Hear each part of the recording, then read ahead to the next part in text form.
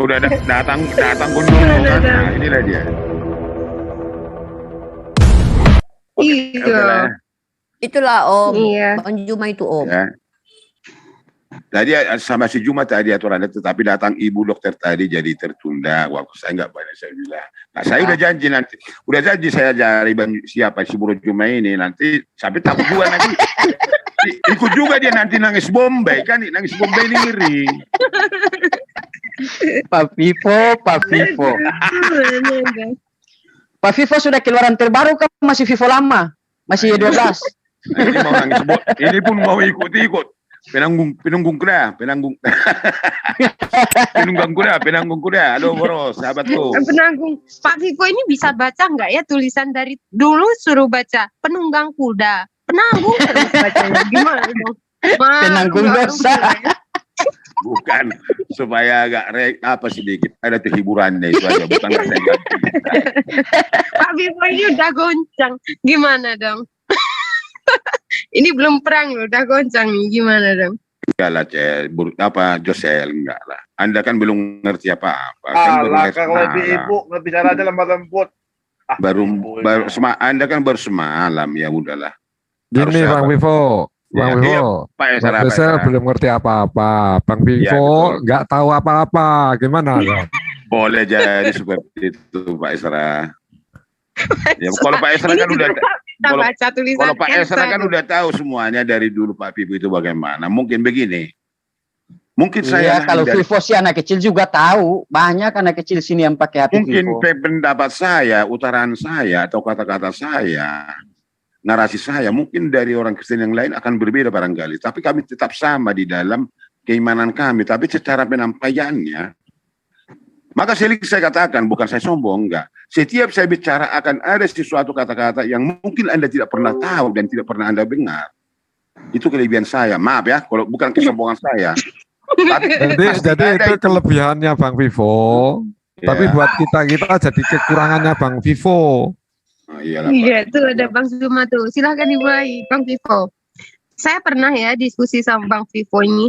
Bang Vivo biasanya kalau selesai diskusi itu biasanya pamit, minta maaf ini. Ini setelah diskusi sama saya, pamit aja enggak, langsung teriak-teriak tuh kayak knalpot bocor pecah gitu. Ada ya? Gimana dong? Ada begini, Josel. Kenapa? Saya kan ngerti Anda siapa sekarang. Ini kan baru Anda masuk Muslim. Jadi nalar Anda itu secara pembicaraannya itu dulu. Jadi kalau saya katakan nilai Anda itu adalah 3,5 masih sampai 5. Bang Vivo. Ya. Ternyata candaannya Bang Vivo aja muternya juga lincah Bang Vivo. Ini si Rama ini lagi udah pernah nangis bom 2 kali, tapi saya mau 2. Ada Bang Zuma. Ampun Tuhan, ampun guru, ampun. Udah clear tadi siapa ibu dokter itu? Saya mendengar tadi semuanya, udah clear. Oke, silahkan Bang Vivo. Oke, silahkan Bang Zuma. Si Juma nangis banyak. Dia berpikir 10 kali itu kalau berhadapan sama Pak Vivo, tapi waktu saya nggak ada lah. Oh gini aja Bro Juma. Selamat malam Bang Pipo. Di mana malam? Anda di mana tinggal?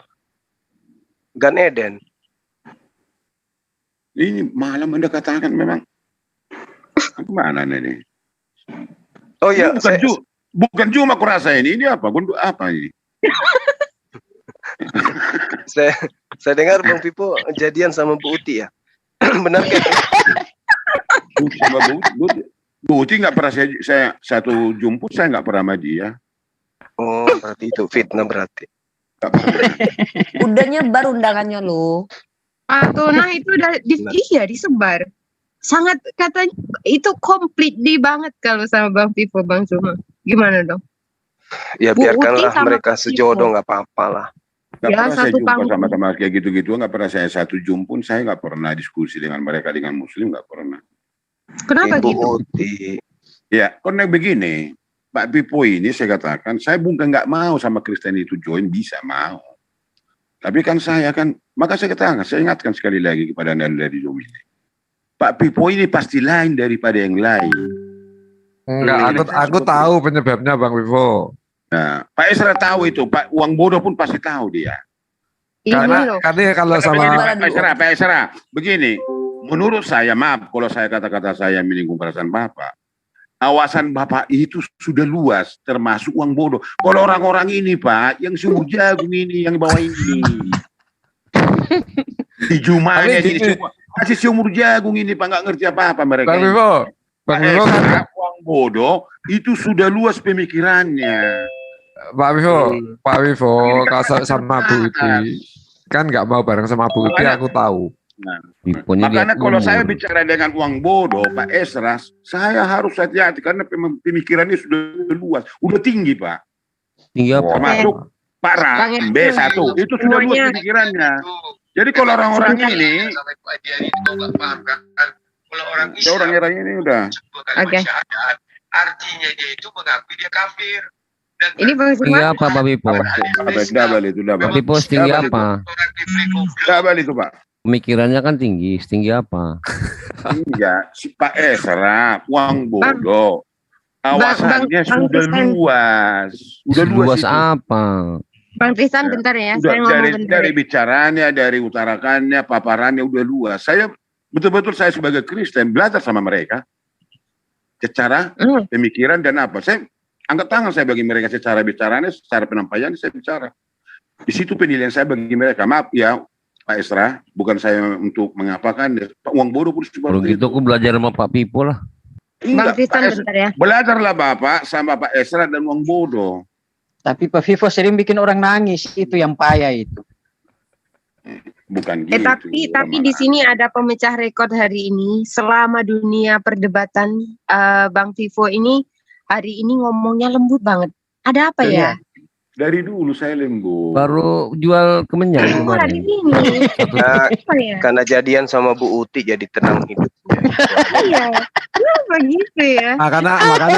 Makanya dia nggak mau tandem sama Bu Uti. Karena kadang sebetulnya cinta itu bisa melembutkan yang keras, bisa mengeraskan yang lembut. Itulah cinta ya. Bisa menjadi keras, yang lembut bisa jadi keras, yang keras bisa jadi lembut. Itulah cinta. Jadi Bang Pipo ini lagi mengeras. Apanya yang keras Gurunda? Apanya yang keras Gurunda? Tegar tengkul dia. Tegar tengkulnya. Itu ada si Herdi, Bang Zuma, Bang Farhan, Herdi. Ya, mana ada Bro Herdi? Halo, salam Bro Herdi. Halo Bro Herdi ada? Salam. Sore semua. Salam. Ini ya Bro Herdi kan? Ini Pak Pipo. Itu Malikil namanya kok Herdi. Bisa baca nggak? Malikil. Ya Maliki. Selamat sore Bro, saudaraku. Sore Pak Pipo. Nah, ini ajari dulu orang-orang ini bocah-bocah ini. Tapi Mbak Esra bukannya tentang Bibel kita, mana tahu orang ini bisa menerima atau tidak. Ajari mereka dulu lah. Iya, biar kami percaya ular makan debu ya kan. Itu aja. Kok kayaknya hari ini kesurupan apa gitu, lembut banget suaranya. Heran aku ya. Kan tadi udah dijawab kejadian sama Bu Uti. Gimana gitu. Kejadian sama Bu Uti. Makanya nggak mau bareng-bareng tandem sama Bu Uti. Ada saudara saya itu dari Kristen, Malik itulah dulu. Ilmunya nggak ada soalnya Bang Pipo, dia itu. Oke. Mungkin kita diskusinya dimulai aja. Bang Dedi silakan menjadi moderator. Siapa yang berdiskusi silakan Bang Dedi. Silakan Bang Zuma dimulai saja karena kita udah penunggang kuda. Mana penunggang kuda di itu moderatornya, itu bagus itu. Penunggang kuda, halo. Bang Dedi juga bagus kok. Yang Bang Dedi ada. Penunggang kuda, halo penunggang kuda. Mana bagusnya moderator Pak Pipo. Enggak lah. Penunggang kuda, mana dia? Pak Pipo nanti bingung ayatnya Bang Zuma kalau saya moderator. Mungkin kalau moderator saya mungkin belum bisa soalnya lagi ada kerjaan. Yaudah saya aja moderator. Oke. Josel, ini Anda kan tukang mute, nggak bisa Anda. Loh, kok aku tukang mute? Aku nggak pernah mute, gimana dong? Enggak lah, kalau udah nggak sesuai dengan pikiran dan hati Anda mute orang, nggak bisa. Kalau si penunggang kuda nggak mau itu. Enggak. Itu kelebihan penunggang kuda. Biari aja orang itu diskusi. Ini Pak Tona namanya, ini Pak Pipo ini gimana dong? Nggak mau Pak Vivo ini kalau dengar suara saya Bang Zuma, lupa ayatnya gitu. Gimana dong? Lunggang kuda. Silakan Unirifa menjadi moderator, silakan Unirifa. Supaya udah, bisa cepat kesempatannya udah Herdi sama Bang Zuma ya? Boleh. Unirifa janganlah Unirifa. Janganlah. Enggak, Herdi, benar kamu sama Bang Zuma. Konfirmasi dulu. 2 lawan 2 aja karena ada Bang Pipo juga ini. 2 lawan 2. Oke, saya akan masuk nanti kalau enggak apa-apa sih. Oke. Kalau Nandar enggak ada ya enggak apa-apa. Oh iya, dia tunggu Nandar, betul. Ini wacananya Bang Herdi sama Bang Nandar Unirifa. Iya. Oke, dia menuju ke sini. Oke, sip. Tapi kalau Nandar enggak ada enggak apa-apa, dengan Suma aja. Ilmumu enggak ada kawan, tak perlu. Akan. Oh, ya wes. Oke, Bang Pipo, ayo kita dialog Bang Pipo. Biarkan kelasnya nanti saudara Adinda Nandar dengan saudara siapa Herdi. Nanti nangis bomba Yanda. Gak apa-apa, kita bahas aja satu ayat dulu. Saya nyapa Unirifa dulu dong. Saya menghormati Uni. Selamat sore Unirifa. Selamat sore. Siapa itu? Suaranya Unirifa nggak bagus itu. Jangan dipaksakan dia. Pak Aldi Nababan ya? Siap Uni. Dengar ya. Izin nyimak. Dengar. Silakan. Ya ayo Bang Pipo kita bahas Silakan, satu ayat. Om Pipo dengan Bang Zuma. Bro Her di mana dia? Dua lawan 2 lah. Tapi saya membantu nanti di mana waktu saya akan keluar. Ya. Nggak mau kali dia bahas ini sama aku. Enggak, dari tadi kan kita harus mau bicara antara Anda dengan saya tadi awalnya. Tapi waktunya nggak ada lagi bro. Nanti tentukanlah kapan yang bisa yang sekarang lah Om. Sekarang lah. Enggak, kalau sekarang waktu saya nggak bisa. Tadi katanya mau debat gimana Om nih lo? Katanya mau ajarkan. Awalnya kami tadi mau diskusi dengan Bro Juma, tapi datang si dokter tadi, jadi diundurkan. Iya kan Juma? Sekarang lah, kan bisa setengah jam pun. Banyak kali lo ceritanya Om Pipo nih lah. Kemarin sama aku tak mau. Bukan gitu Ripal. Udah si Ardi kan Ripal pula namaku. Ya udah. Gua timer biasa lah. Kita bahas ini loh yang membuat Pendeta Petro lari tadi pagi. Wahyu 5 nomor 6. Waktu saya enggak. Bro Herdi kan ada Herdi. Pak Herdi. Rame lo kita sekarang lo di sini lo. Ini loh Wahyu 5 nomor 6 ini loh Bang Pipo. Tunjukkan pesonamu Om. Itu loh. Mana lah tau Bang Zuma dibaptis gara-gara Om Pipo. Pro 7, bertanduk 7, bermata 7. Nah itulah. Penasaran saya. Gini, betul Juma. Itu memang harus saya beritahukan kepada Anda, tapi nggak sekarang. Kapan? Kasih waktunya dulu. Itu biar saya jelaskan secara mendetail kepada Anda. Tapi kalau ceritanya nanti, ya sama aja ya. Enggak, waktunya nggak bisa Bro Juma. Nggak bisa Bro. Tapi kalau ada waktumu kapan? Kau tentukanlah. Tapi jangan macam hari itu jam 3 saya cari Anda nggak masuk. Saya cari Anda nggak masuk. Itu maksudnya. Kan saya tadi lah si Handi. Giliran saya nggak ada dicari. Si Handi pun saya di sini sekarang ada. Juma saya bilang waktu itu. Si Ripa pun dicari karena saya nggak ada kan. Itu mungkin tak kesibukan dia bilang siapa? Si Handi. Saya ada nggak dicari. Jadi saya coba lagi si Handi antara Anda dengan saya. Enggak, saya angkat bendera Pak Pipo, saya angkat bendera kata dia waktu itu. Tanya dia. Diulang dari tadi pagi juga itu. Enggak, kata-kata dia yang saya sampaikan. Ini loh yang makhluk bertanduk 7 bermata 7. Iya, nanti suatu saat kita akan diskusikan itu. Kalau sekarang nggak bisa. Kalau bisa diskusi dengan Anda sekarang si Herdi kan itu jangan salah, itu pakar-pakar Kristen itu, jangan kau salah.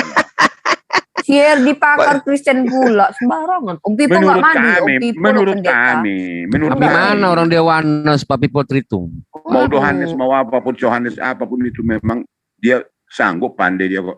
Loh, Om Pipo pendeta lo, mau lo diwakili sama yang bukan pendeta. Siapapun bisa diwakili, bukan karena gelar-gelar itu untuk apa? Apa sebab gelar itu? Oh berarti ya udah lah, nggak ada gunanya pendeta berarti. Apa gelar itu? Gelar apa itu? Enggak, Om Pipo ini kan pendeta kan. Masa mau diwakili sama Herdi yang, mohon maaf aku cakap ya. Ya maksudnya pendeta nggak ada kerjaan. Uni Iya, karena lucu kerjaannya kali. masuk Zoom. Jadi Pak Pendeta nganggur ini. Gimana dong Bang Vivo? Berkali loh Om Pipo ini loh. Si Herdi tuh lantam loh mulutnya loh Om Pipo. Maunya Om Jangan Pipo disalahkan. Itulah aku nggak senangnya sama si Ripal ini. si Ripal pula katanya. Ini loh, Wahyu 5 nomor 6 ini loh, penasaran aku Bang. Lo pasti jawab penasaran lagi. kau itu. Tapi nanti si Herdi dulu Anda bisa diskusi. Kayak mana Om Pipo nih? Katanya pengen bikin Juma nangis Bombay. Tadi kami jam 2 mau diskusi dengan si Juma ini. Tapi datang si dokter itu tadi. Saya serahkan waktu itu bagi mereka. Udah silakan saya bilang. Tolong ya Pak Pipo, ini kami ada diskusi sebentar sama Bu Dokter ini, ya silakan. Kan saya 30 menit aja nya ini. Ayolah. Waktu saya 15 menit, 10 menit lagi ya. Bro Herdi kan ada masuk di Zoom ini. Ya sudah 15 menit lagi, 20 menit lagi Bang Vivo. Gue yang ada sama si Herdi, gue yang ada sama si Herdi kan enggak juga kan. Nanti dilanjutkan, jangan ngomong terus, dijawab dulu. Terangkanlah dulu itu Wahyu 5 nomor 6 itu. Enggak, kok sekarang nggak bisa, itu secara mendetail saya terangkan kepada Anda nanti. Ya. Wahyu itu kan di dalam Iya. Yohanes 4 nomor 24. Waktunya kapan biar saya siapkan waktu saya. Mau 1 hari 1 malam Anda diskusi dengan saya, mau diskusi siapapun. Saya serahkan kepada Anda. Kemauan Anda saya ikuti. Kapan waktu Anda yang pas, tapi janji yang benar. Mau 2 hari kita diskusi, mau seminggu kita long play. Yakinlah Anda. Tapi banyak cerita Bang ini. Sekarang minta 15 menit aja pun tidak susah. Waktu saya nggak bisa lagi bro. Tadi kita jam 2 awalnya. Waktu saya pun nggak banyak. Saya bilang sebentar lagi ini agak terlambat tadi kawan saya datang. Memang berat materi ininya. Iya betul. Kami mau pergi. Jadi jangan gara-gara seperti ini saya janji sama orang lain. Kan jangan terbengkalai. Itu dosa namanya bro. Janji kita tadi kan jam 2, tapi datang siapa si Josel ini? Ini padahal masih ini ada waktunya dokter. Dokter ini mau datang katanya. Udah saya rakalah sama dokter itu. Kalau kau tadi konsekuen udah sisihkan dulu dokter itu, kita yang diskusi. Kan gitu. Abang alasan aja. Takut sama Wahyu 5 ini. Bukan gitu Juma. Kamu belajar yang baik lah sedikit biar pandai. Ini mau belajar dulu, baca buku dulu Bang Juma. Jadi mau ayolah Vivo, ayo. Bro Malik. Lengkap ini. Timer ada, moderator ada, apa lagi? Halo, salam Bro Malik. Iya, halo Pak Vivo. Nah, udah ajari dulu si Juma ini biar enggak ada kalau yang jantan-jantan pada takut semua dengan Malikil. Iyalah ya Maliki, memang saya yang ada betina yang jadi umpan Pak Vivo. Alah kau sama aku lah kabur kau mencret kau. Hardi, cocotmu itu. Jangan tak ada Kristen yang bisa menjelaskan ini. Jangan diperalat perempuan lah. Udah dikatakan Maliki tadi, jangan perempuan diperalat di depan. Jantan lah. Kalau ada yang mengatakan bahwa Islam itu meninggikan derajat perempuan, bukan macam si Herdi ngajarin perempuan itu di bawah dia. Gak ada Kristen yang berani bahas ini Wahyu 5, gak ada. Waktu dia nggak ada, saya katakan Bro Juma. Padahal tadi ada waktu 15 menit. Waktumu kapan yang bisa Pak? Sekarang, waktu saya mah sekarang. Gitu. Nanti malam bisa mah jam 12 sampai ke bawah, bisa nggak? Ya saya usahakan, tapi saya nggak janji. Oke, nantilah kalau itu yang Anda mau, saya ikuti Anda. Nanti jam 12 lah kita nanti ke bawah. Kalau si Herdi ada ilmu itu pasti udah nyenggol ini. Wahyu 5 nomor 6, tapi kan dia juga malu sebenarnya untuk bahas ini. Bukan gitu. Tanya aja sama dia. Tuhan kan Bang? Ya dia Tuhan kalau kan Bang? dari tadi kan bro nggak mau, katanya saya nggak punya ilmu. Kalau memang nggak, ya memang nggak ada. Coba aja buktikan, coba kita buktikan. Udah, gini ayo. Wahyu 5 nomor 6 ini ada berapa Tuhan di sini? Enggak pakai timer lah, pakai peraturan, jangan kayak gitu sembarangan. Pakai peraturan, pakai waktu. Udah, silakan memiliki. Mohon maaf saya potong. Bang Juma saya ada japri itu. Makasih. Moderatornya siapa itu? Siapa? Udah bersiri apapun yang membawa acaranya nggak masalah. Tapi ada waktunya, ada temernya. Udah, bikin temernya biar Om Malik itu melawan si Juma. Iya. Tertib. Dek, sebentar malam itu saya nggak bisa janji, makanya hari ini saya diizinkan keluarga full untuk dialog, karena sebentar malam mereka mau waktu saya gitu loh. Makanya dari pagi kita debat. Karena sebentar malam mereka mau waktu saya. Mungkin besok atau lusa. Lusa juga ada pendeta Murawali kan? Atau mungkin yang lain ada yang bisa nanti malam dengan Pak Jose? Apa tema? Belum ada sih temanya. Kasih tema dulu. Jose ya. Iya Pak Jose. Ada yang mau? Topik belum ya? Tema topik dulu. Boleh nanti langsung diusulkan temanya apa biar saya japri Pak Jose-nya. Silahkan pastikan dulu topiknya. Kalau memang topiknya menarik menurut saya boleh, nggak apa-apa. Pak Jose biasanya ngikut aja dia. Yaudah Bang Farhan tentukan tema Bang. Apa ya tema yang menarik ya dengan Pak Jose ini?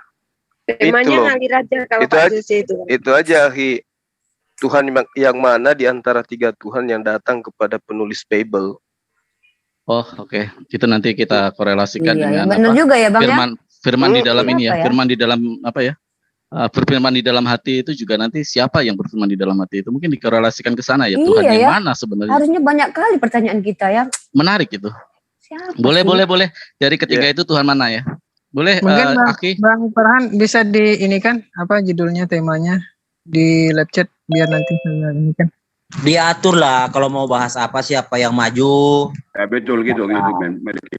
Itu temanya tadi, Wahyu 5 nomor 6. Tuhan Anda ada berapa di situ? Oke, ya diatur timernya. Iya, apa-apa, biar satu arah nggak apa-apa. Ya, sambil menunggu Dinda Yonatan kan.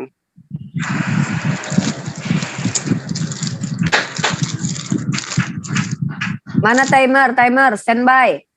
Bang Pipo bikin kopi dulu, Bang Pipo. Jonathan ngapain? Apa timer? Nanti menangis Bombay lagi dia. Aduh, Om Pipo ini nggak peserta sudah. Om Pipo jadi pesorak aja di belakang dulu. Ini betul ya, si Herdi sama Bang Zuma rupanya. Ya, tapi bisa nanti lumpur sekali-sekali lah. Macam pesorak betul. Maunya partai tambahan mulu Bang Pipo. Kalau terjun sekalian, basah sekalian, Iya. jam setengah gitulah. Dia mau lempar-lempar di belakang aja. Biar aja Meliki. Kayak Ini supporter mau bola aja diskusi atau yang enggak, suka Bro? melempar batu. Mau diskusi atau mau framing ini? Ayo kalau mau diskusi. Ya aja itu Meliki aja. Jawablah itu Herdi. Tentang Iya, Wahyu 5 itu yang dibahas. Jangan saya ngomong banyak yang suara-suara sumbang. Saya nggak suka diskusi. Ya ini ku tanya dulu. Mana itu timer? Siapa timer? Bang Imanes tadi kayaknya mau jadi timer, Bang Imanes. Iya, mana tadi timer? Wah, timer ketika dibutuhkan menghilang nih. Mana timer kita? Nggak ada ya? Oh, nanti saya aja yang timer, tapi tunggu perangkat saya yang satu masuk ya. Oh iya, Bang Sang Hamba. Iya. Udah dibuka. Boleh buka sekarang nih. Berapa menit di awal ini? 3 menit atau berapa menit lah. Jangan terlalu panjang. Siap. Udah Bang, langsung buka ya Bang. Oke. Bismillahirrahmanirrahim. Assalamualaikum warahmatullahi wabarakatuh. Selamat sore, baik teman-teman dari kalangan Muslim ataupun dari kalangan non-Islam, terkhusus buat teman-teman Kristen yang menonton, menyimak diskusi santun kali ini. Mudah-mudahan santun ya, tapi ya mudah-mudahan saja karena kita tahu siapa yang dihadapi Bang Zuma ya. Baik, hari ini kita akan mendengarkan diskusi dengan tema Wahyu berapa tadi Bang? Wahyu 5 nomor 6. Wahyu 5 nomor 6, siapakah sosok yang ada di situ? Dan kali ini yang akan menjawabnya adalah Herdi, Malikil Malak ya. Silakan 3 menit dimulai dari sekarang. Oke. Silakan Herdi. Oke, saya share ya, bentar ya. Loh, saya nggak bisa share ya. Halo.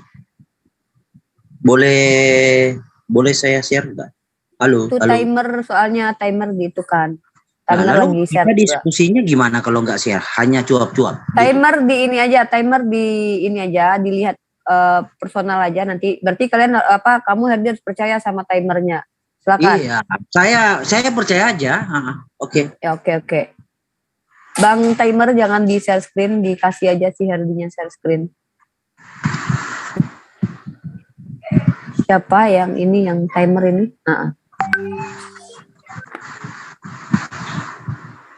Saya yang timer, saya. Ya, nanti dia mau share screen di ini aja, dilihat aja. Oke, sudah. Oke, kita buka ya. Ini satu arah saja ya, bonus buat kawan saya semua ya. Maka aku melihat di tengah-tengah takhta dan keempat makhluk itu, dan di tengah-tengah tua-tua itu berdiri seekor anak domba. Seekor anak domba seperti telah disembelih, bertanduk 7 dan bermata 7. Itulah ketujuh roh Allah yang diutus ke seluruh bumi. Oke. Jadi pemaknaan tentang 7 ini, angka 7 ini memang saya paham ya. Kawan-kawan muslim di sini tidak mengerti angka 7 karena memang Allah tidak mengerti apa itu 7. Selama ya angka 7 ini angka favorit Elohim ya.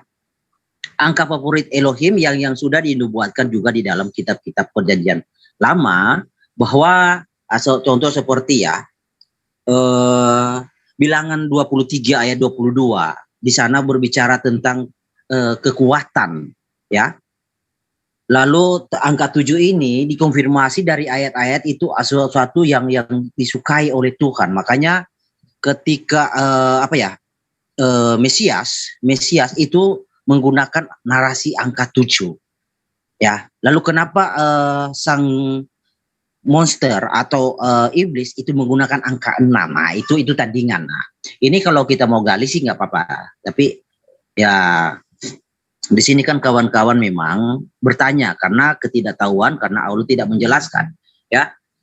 Jadi dalam pemahaman orang Yahudi melambangkan perjanjian kekudusan dan pengudusan, ya, yang artinya kandil, menorah. Nah, itu menorah itu kandil itu menorah itu kenapa itu 7? Karena itu simbol.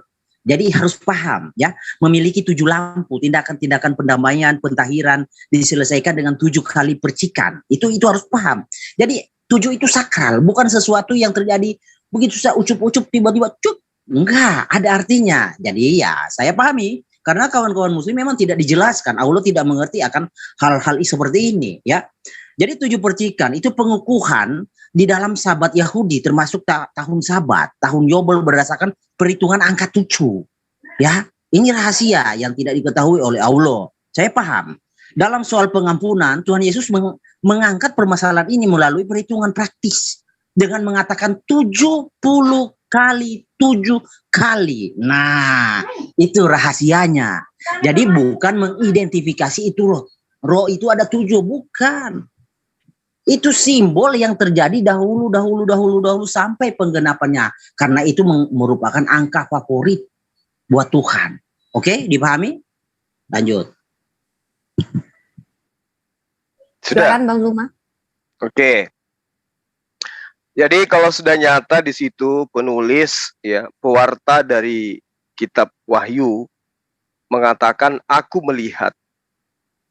Berarti ya apa yang dilihat itulah yang nyata di situ. Itu dalil. Kalau asumsi belakangan pantat ayam pun bisa bergoyang dan mengeluarkan suara. Kalau tanpa ilmu hanya mengklaim. Di situ dikatakan aku melihat. Nah, sementara Saudara Herdi yang dia lihat itu lain. Yang melihat mencatat di dalam pewarta Wahyu, dia mengatakan bahwa aku melihat di tengah-tengah takhta dan keempat makhluk. Dan di tengah-tengah tua-tua itu berdiri seekor anak domba. Seperti disembelih. Bukan seperti disalib, tapi disembelih. Bertanduk 7 dan bermata 7. Dan itulah ketujuh roh Theos yang diutus ke bumi. Ya, kalau mau diplesetkan nanti simbol-simbol, ya ini tanya yang melihat. Karena yang tertulis itulah yang harus dipahami. Bukankah di dalam konsep ajaran Romawi ya, Yunani, agama yang dianut oleh pemerintah Kekaisaran Roma, sebelum kemudian mengajarkan Kristen sebagai agama resmi ya kenegaraan mereka sudah menyembah roh-roh. Ya kan? Mereka sudah menyembah roh-roh. Mereka banyak dewa-dewa yang mereka kemudian nobatkan kembali kepada pengajaran yang diajarkan Paulus kemudian. Nah, di sini dikatakan ada 7. Ya. Berarti kalau ada 7, lalu Tuhannya itu adalah roh, berarti nyata pengajaran Yesus dalam Yohanes 4 nomor 24 bahwa Theos itu adalah roh. Barang siapa yang menyembah dia, maka sembahlah dalam roh dan kebenaran. Nah, kalau kita melihat lebih jauh, di mana Yesus dituhankan? Alasannya karena pada diri Yesus yang manusia itu ada roh Tuhan. Berarti roh Tuhan ada pada Yesus. Oke, 1. Nah, keenamnya di mana? Yang keenam ini mana roh Tuhannya kalian? Jangan Anda mengatakan, bukan begitulah, ini data. Aku melihat. Siapa yang melihat? Penulis, pewarta dari kitab yang dianggap suci oleh teman Kristen. Apa yang dia lihat? Ada 4 makhluk. Di tengah-tengah tua itu berdiri seekor. Ya, berarti ada binatang di situ, ada hewan. Yang mana hewan itu seperti disembelih. Jangan lagi Anda jadikan simbol lain. Ini sudah simbol, dijadikan lagi simbol. Ini penglihatan. Bertanduk 7, bermata 7. Dan ini pernyataan. Itulah ke-7 roh Theos yang diutus ke seluruh bumi. 1 roh masuk ke dalam anak Maria.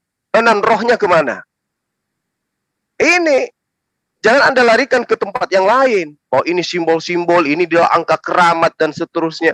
Harusnya kalau angka keramat, ya nyatalah itu bahwa 7 itu angka keramat, 7 roh, berarti 7 pribadi Tuhan Anda. Jangan trinitas. Ya, harusnya itu 7 Tuhan Anda itu kemudian dijadikan sebagai konsep ajaran agama. Nggak usah malu-malu. Karena itulah kemudian habis waktu. Oke, silakan. Oke, nggak apa-apa ya, saya sambil ngopi. Jadi Bro Suma, kawanku, kamu harus paham, tidak ada manusia yang bisa melihat roh. Dan di situ Rasul Yohanes adalah penglihatan dalam roh. Jadi Tuhan memungkinkan, mengizinkan. Jadi penglihatan itu, kita baca lagi ya. Kawan ini kurang jeli membacanya. Tapi terima kasih loh atas pantat ayamnya, Bro. Oke ya. Wahyu 4 ayat 6. Tata di sini kan berdiri, ini kurang jeli kamu membaca, Bro. Di sini berdiri seekor anak domba. Seekor. Jadi tunggal loh, bukan jamak. Seperti telah disembeli bertanduk. Jadi tanduk ini dari yang tunggal ini. Ya, bukan ini berpisah tapi enggak. Seekor domba, ini bahasa metafori. Saya paham kalau kawan-kawan tidak mengerti sebab Allah tidak paham tentang hal-hal metafor begini. Seekor anak domba seperti telah disembelih bertanduk 7 dan bermata 7. Itulah ke-7 roh Allah yang diutus ke seluruh bumi. Jadi Bro harus paham, mengerti dulu. Ini berangkat dari tunggal ini, seekor, ya. Bukan 7 ekor, bukan seekor domba. Domba ini mempunyai tanduk 7 dan bermata 7. Oke, dipahami. Nah, ini bahasa metaforis. Jadi kalau Bro mengartikan secara literal, saya sangat kecewa dengan Anda ya. Tapi nggak apa-apa lah, mungkin sampai di situ batas pemahaman Anda ya. Mungkin kita akan merujuk bahwa tanduk itu melambangkan sesuatu kekuatan ya. Makanya kita harus banyak-banyak membaca Alkitab ya. Gini ya Bro, Bilangan 23 ayat 22. Oke. Nah, Elohim yang membawa mereka keluar dari Mesir adalah bagi mereka seperti tanduk kekuatan. Jadi tanduk itu melambangkan kekuatan, Bro. Lembu hutan, oke? Oke, kita buka lagi ya. Nah, saya sangat suka kalau diskusi itu pakai data, Bro. Bukan hanya bernarasi liar ya. Oke, bentar. Jadi saya harap Bro mengerti apa itu menorah. Kalau nggak tahu menorah, saya bawa share ke Google. Nanti saya kasih lihat itu menorah seperti apa sih bentuknya. Nah, oke. Sebab perisai kita kepunyaan Hashim dan raja kita kepunyaan Yang Maha Kudus Israel. Dari ayat 18 ya ini. Sebab engkau kemuliaan, kekuatan mereka, dan karena engkau berkenan, tanduk kami meninggi, sebab perisai kita kepunyaan Hasyim, dan raja kita kepunyaan yang kudus Israel. Jadi berbicara tanduk, kita kembali lagi ke Wahyu. Wahyu itu sangat ini ya bro, kalau diartikan secara literal itu, aduh, itu jauh sekali itu bro ya. Waktu habis. Astagfirullah. Monggo lanjut. Ya. Jadi satu-satunya cara kemudian untuk menutupi wujud daripada Tuhan yang disembah oleh Kristen ya masuk ke dalam kitabnya Yahudi yang ada kata tanduknya. Lah kemudian setelah ngambil kata tanduk, ya, nanti ngambil lagi kata mata gitu ya. Nah, yang jadi permasalahan sekarang ketika Anda menjadikan kata seekor itu artinya tunggal, tapi faktanya kan diurai kemudian dia bermata 7. Lah, bertanduk 7. Lalu dikatakan itulah ketujuh roteos. Artinya kan menyebut angka gitu loh. Dan kalau Anda mengatakan roh itu tidak bisa dilihat, berarti sama dengan Anda menuduh pewarta wahyu ini adalah pembohong. Karena dia mengatakan aku melihat. Berarti roh itu ya dikatakan oleh pewarta ini dia lihat roh. Di mana roh yang dia lihat itu adalah roh Tuhan Anda. Dan itu ada 7 roh di situ. Kalau Anda kemudian mengais-ngais kata tanduk di dalam kitabnya Yahudi, ya itu nggak ada nyambungnya di situ. Karena ini yang diceritakan oleh pewarta adalah penampakan Tuhan Anda. Sementara yang diceritakan dalam kitab yang Anda bawa itu adalah berbicara mengenai kekuasaan Tuhan. Tuhan itu gunung batu, Tuhan itu api yang menyala-nyala. Itu gambaran kekuasaan. Ini penampakan berbeda. Keempat makhluk. Makhluk ini apa maksudnya? Ya, di tengah-tengah tua-tua. Apa maksudnya itu semua? Ini penglihatan dari pewarta kitab Anda. Dia melihat. Nah sekarang sebagai orang Kristen, coba Anda uraikan ini apa ini? Yang sebenarnya jangan ditutupi. Pewarta melihat di tengah-tengah tahta. Artinya ada tahta. Lalu kemudian ada 4 makhluk. Lalu kemudian di tengah-tengah tua-tua itu berdiri seekor anak domba. Ya, seperti telah disembelih. Bertanduk 7, bermata 7. Itulah ketujuh roteos yang diutus ke dunia. Ya, roh Tuhan maksudnya di situ ya, atau roh dewa. Nah, kalau kemudian Tuhan Anda memiliki penampakan seperti ini, ya, ini penggambaran daripada sembahan-sembahan agama mitologi, agama politeisme, yang menggambarkan Tuhan mereka memang seperti ini adanya. Nah, kalau misalnya untuk menghindari itu Anda lari kepada kitabnya Bani Israel, nggak nyambung. Karena Tuhannya Bani Israel itu tidak digambarkan seperti ini. Hanya dalam ajaran Kristen lah kemudian yang mengatakan Tuhannya itu seperti ini adanya.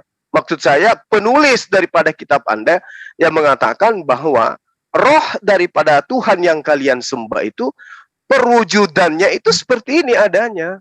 Habis waktu. Oke, silakan. Oke ya, saya melanjutkan tadi yang terputus ya.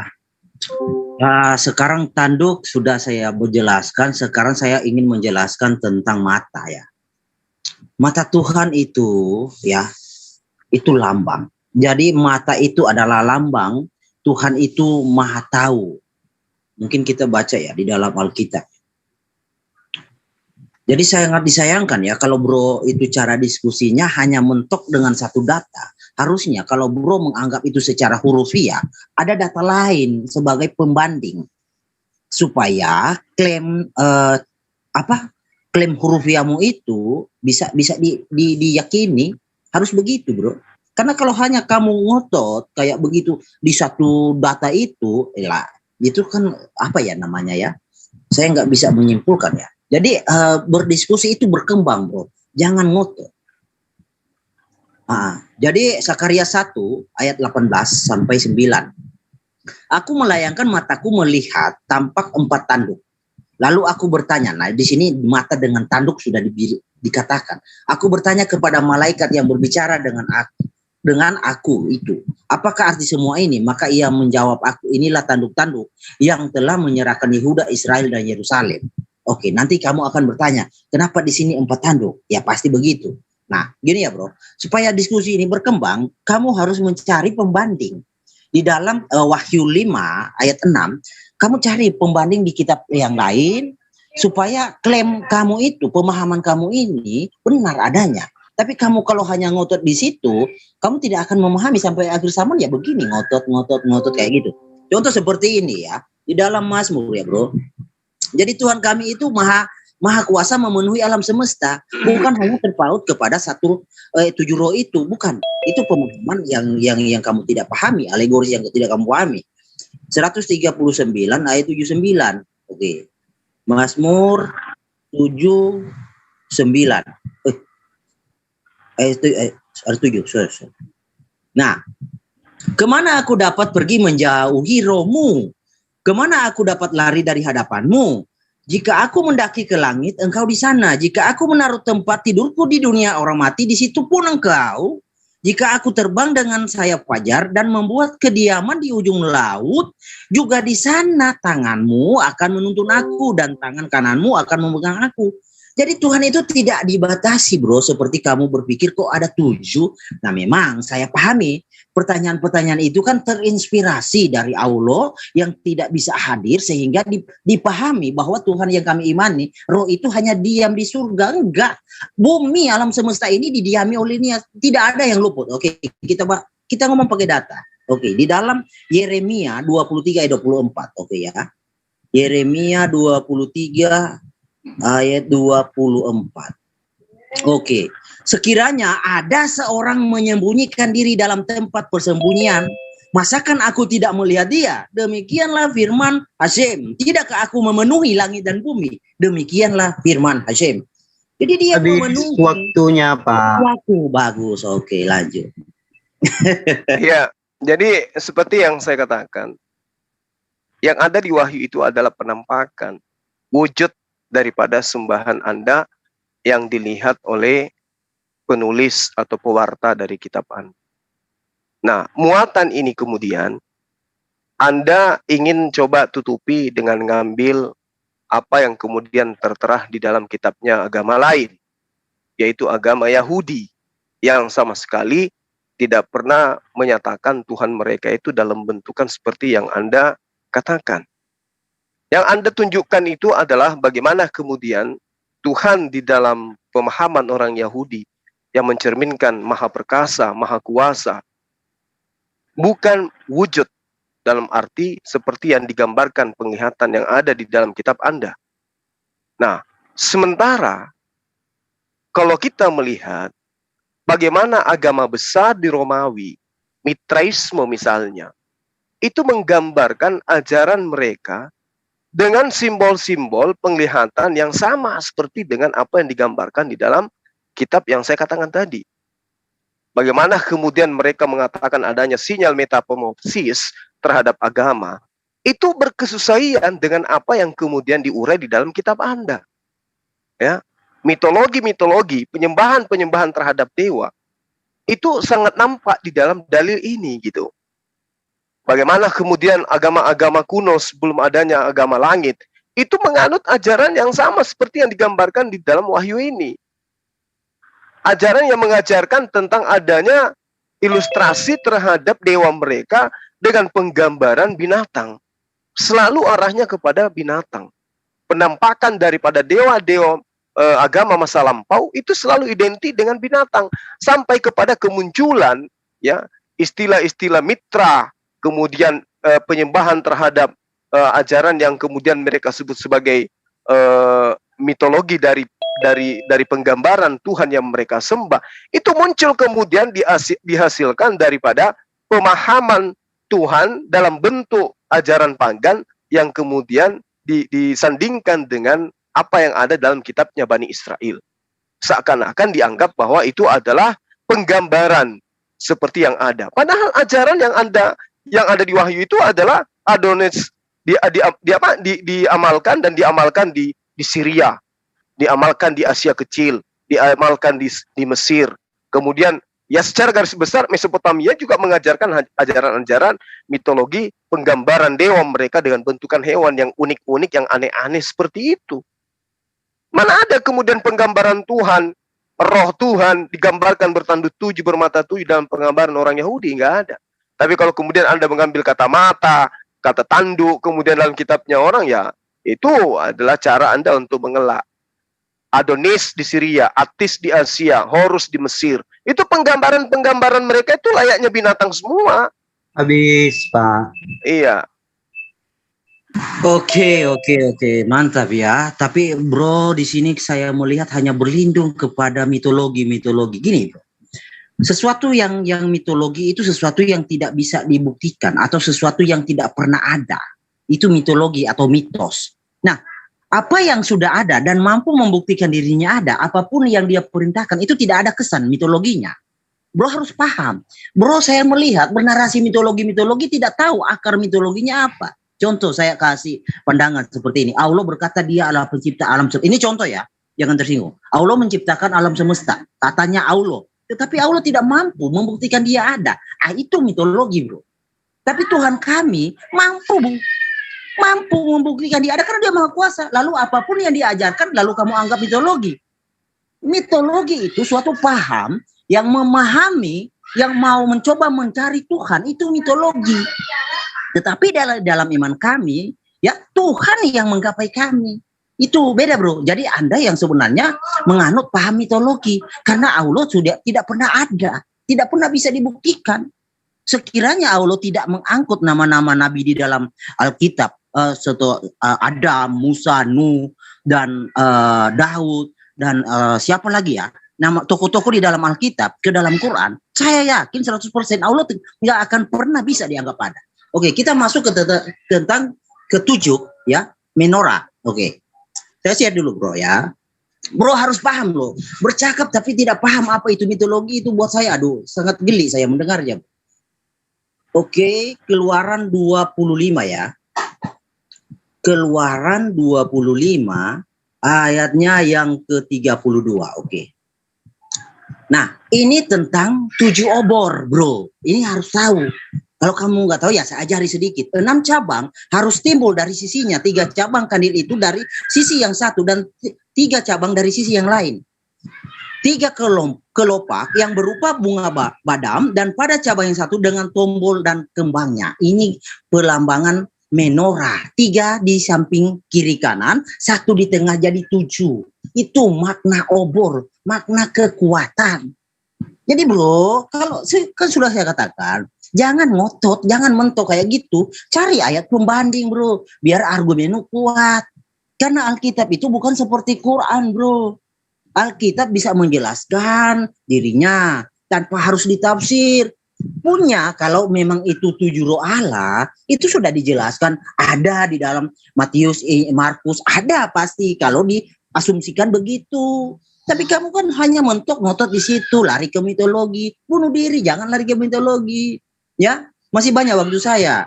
3 kelopak, ya. Ini tentang menorah. Yesus berkata, ketika ditanya berapa kali kamu harus kami mengampuni, 70 kali, 7 kali, 7 kali.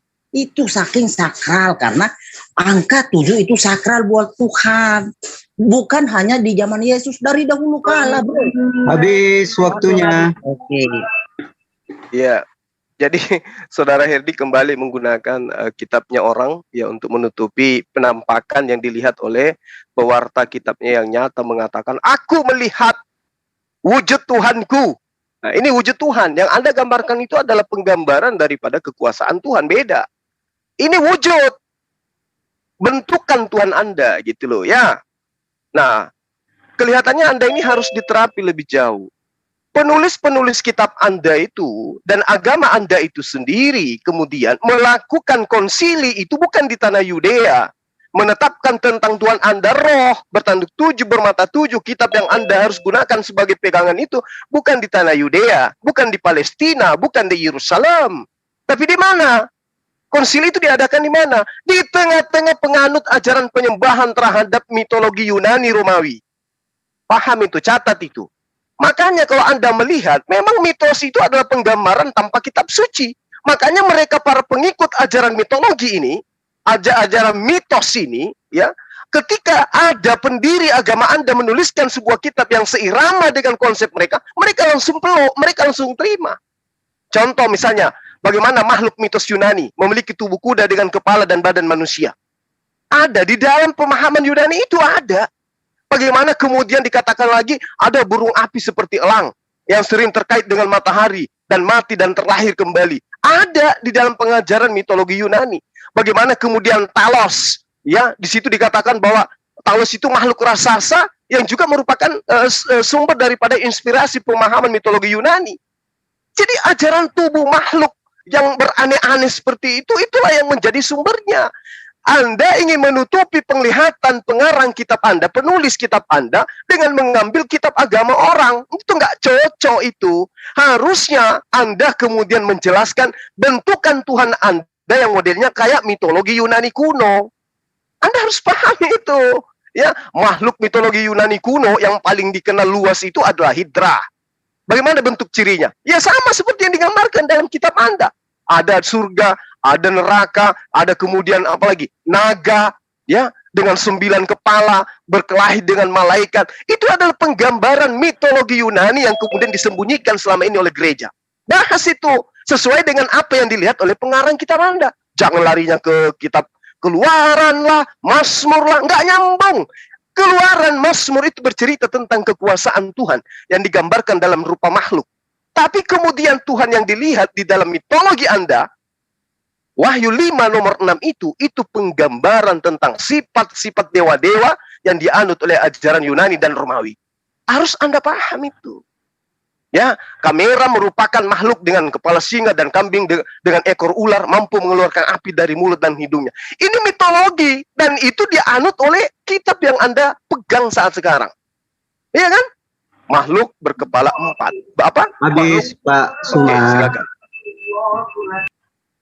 Oke, berapa lama lagi, bro?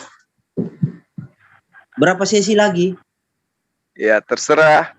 Oh iya, kayaknya diskusi nggak berkembang, bro. Iya, memang. Karena Anda selalu mengais-ngais kitabnya orang untuk menutupi bentukan Tuhan Anda. Moderator, gitu. Boleh diatur?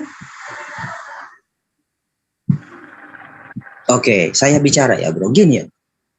Kalau Anda berpikir itu adalah pemahaman seperti literal, Anda harus bisa, karena Alkitab ini limpah ruah, mampu menjelaskan dirinya.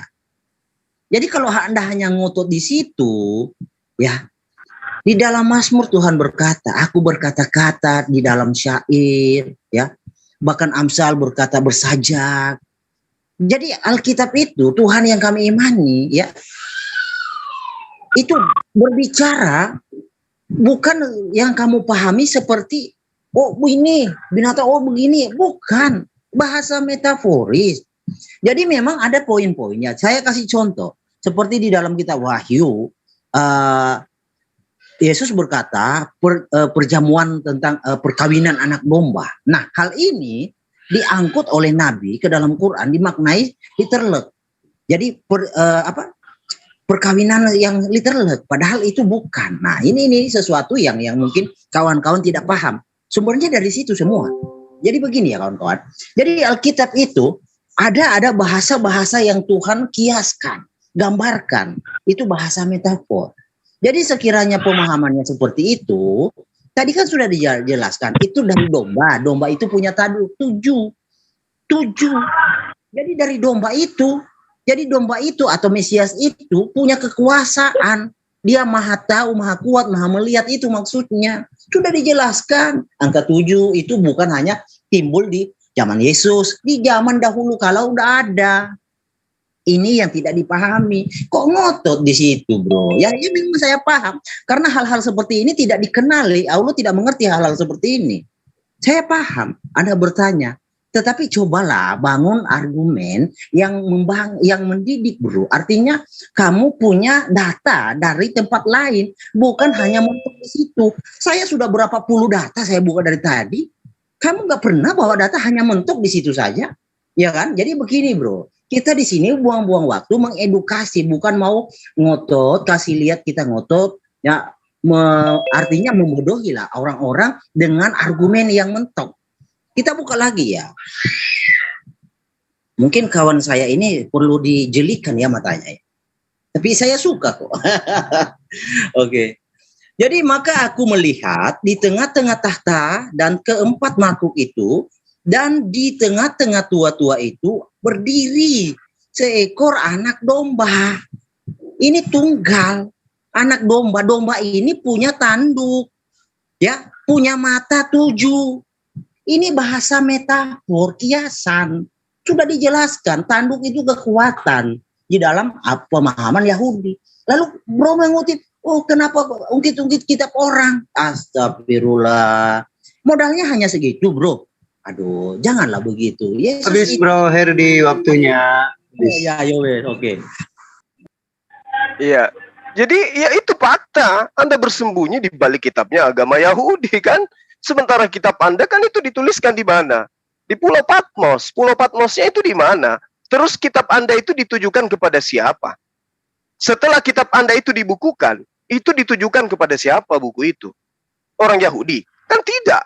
Kitab Anda ditujukan kepada orang-orang yang memang ajaran agamanya ya sama seperti agama Anda sekarang. Mereka memahami dewa nusul menjadi manusia. Roh-roh dalam pandangan mereka itu adalah sembahan-sembahan mereka. Dan wujud daripada roh yang mereka gambarkan itu berupa binatang. Ada yang berupa manusia bertanduk, ada yang kemudian binatang berwajah manusia, dan seterusnya. Itu kan penggambaran mitologi Yunani dan Romawi. Nah, oleh karena itulah kemudian kitab Anda ditujukan kepada mereka. Kenapa? Karena ada kesamaan. Ada kesamaan dari kitab yang sebelumnya, dari pengajaran konsep dari nenek moyang mereka dengan kitab yang mereka kemudian disajikan. Makanya kitab Anda itu seketika diterima karena mitologi yang mereka pahami itu berkesesuaian dengan apa yang tertulis di dalam kitab Anda.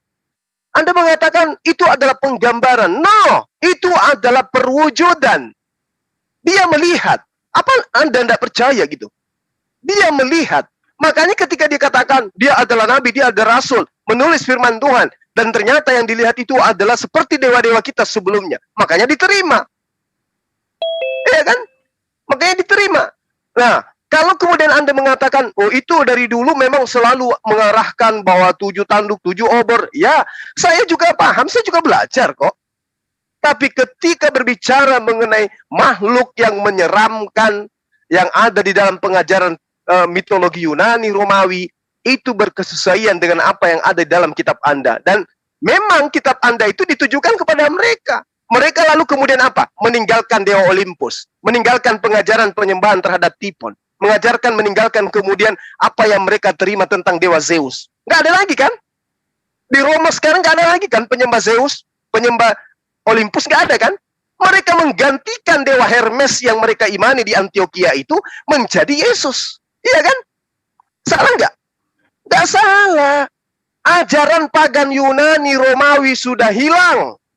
Mereka meninggalkan ajaran nenek moyang mereka menuju kepada agama Kristen. Kenapa? Karena adanya kesesuaian mitologi yang dipahamkan budaya dari nenek moyang mereka dengan apa yang diajarkan oleh kitab Anda itu berkesesuaian. Nah, inilah yang Anda memiliki hak jawab untuk menerangkan wujud apa ini? Kok ada Tuhan kayak begini penggambarannya? Makhluk mitologi Yunani kok dikatakan aku melihat dan itulah ketujuh roh Tuhan. Itulah ketujuh roh Theos. Anda lari kepada apa? Obor. Anda lari kepada tanduk yang sebagai keperkasaan daripada Tuhannya Bani Israel. Padahal nggak ada hubungannya. Ini Wahyu 5 nomor 6 menunjukkan wujud sembahan Anda. Satunya rohnya masuk ke Yesus, yang keenamnya kemana? Itu dulu yang perlu Anda pahami. Waktu habis. Silakan.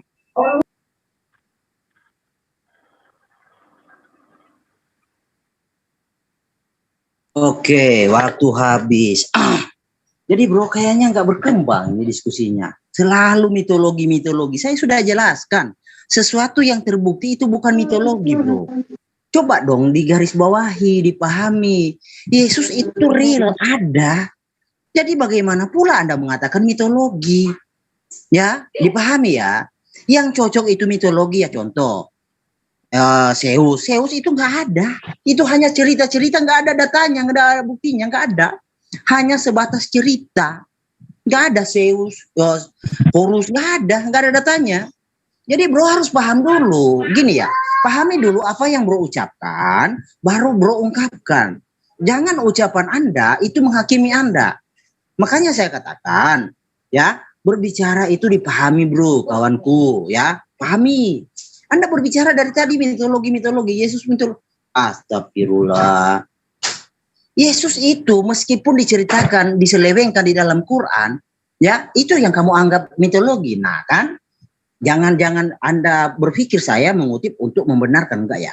Saya hanya kasih gambaran biar kamu berhenti bro dengan ucapan mitologi. Sepertinya kamu tidak mengerti apa itu mitologi. Mitologi itu sesuatu yang tidak pernah dibuktikan ada.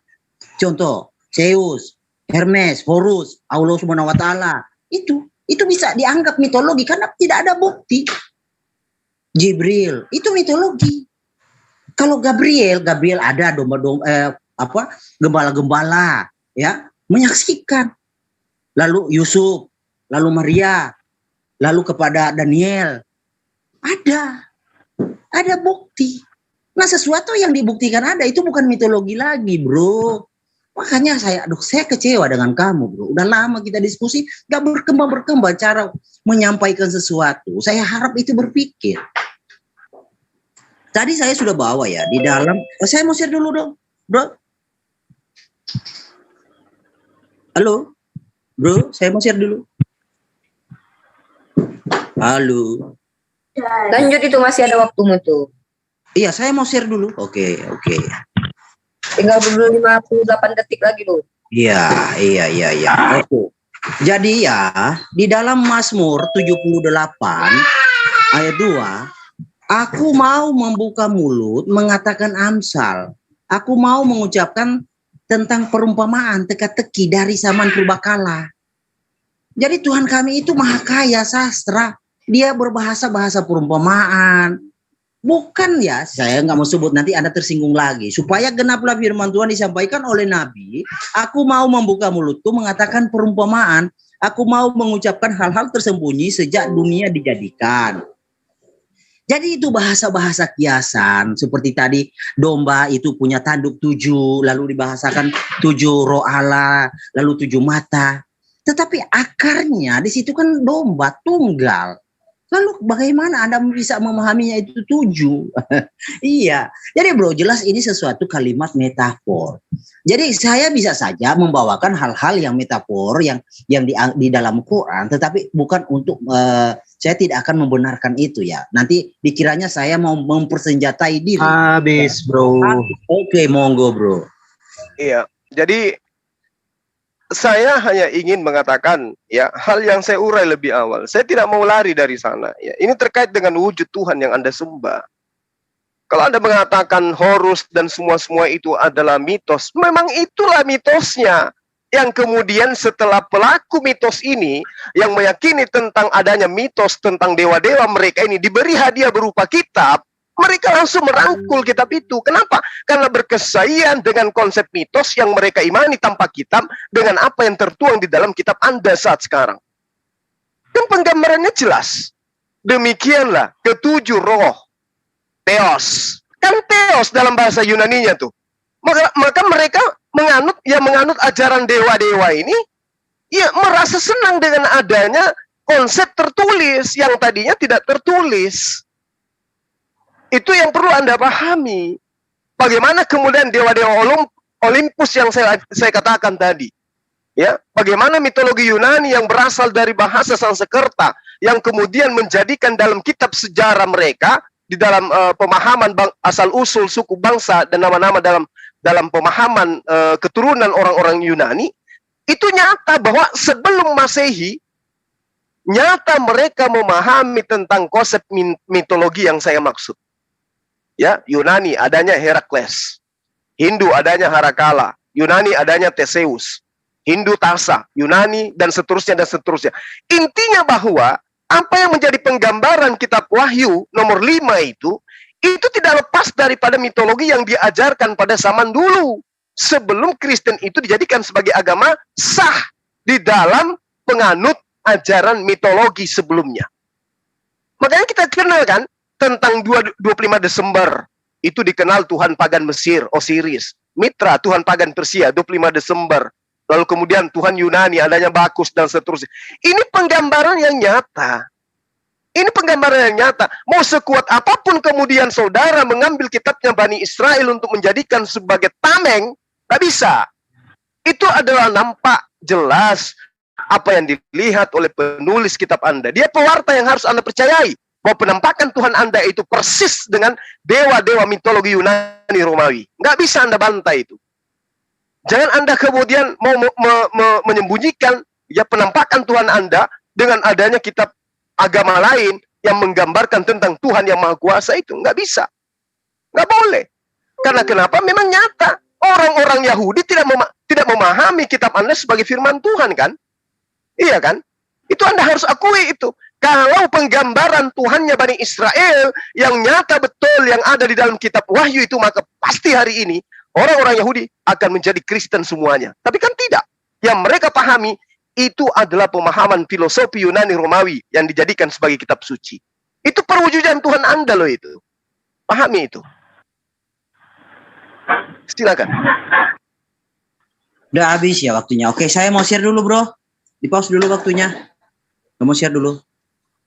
Halo, saya mau share dulu. Bro. Oke. Aduh, ini kawanku ini gimana ya?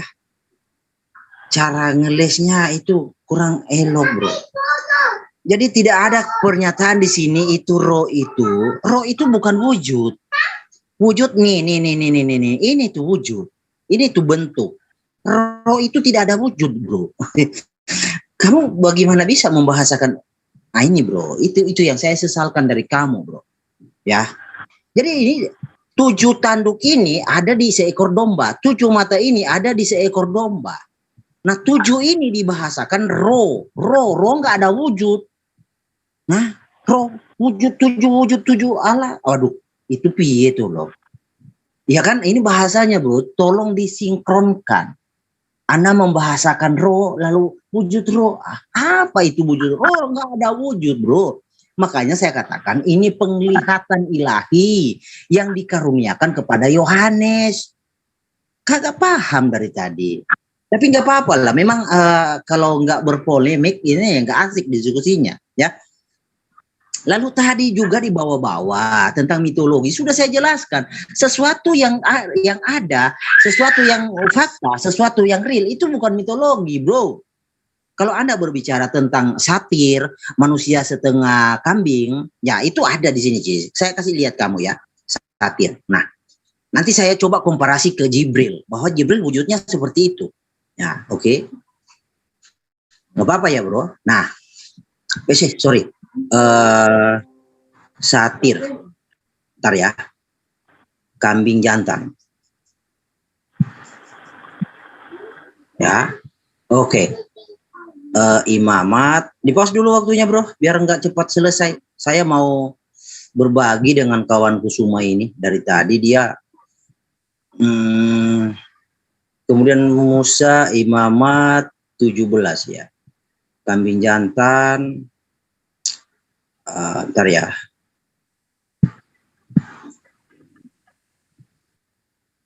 Bentar. Atau saya buka yang Jibril dulu ya, gini. Jadi Jibril itu diciptakan oleh Allah dari kepala sampai ujung kaki itu berbulu. Nah, itu mau apa di dalam Ibrani itu satir. Satir yang berbulu itu artinya. Bentar ya. Oke ya. Nah.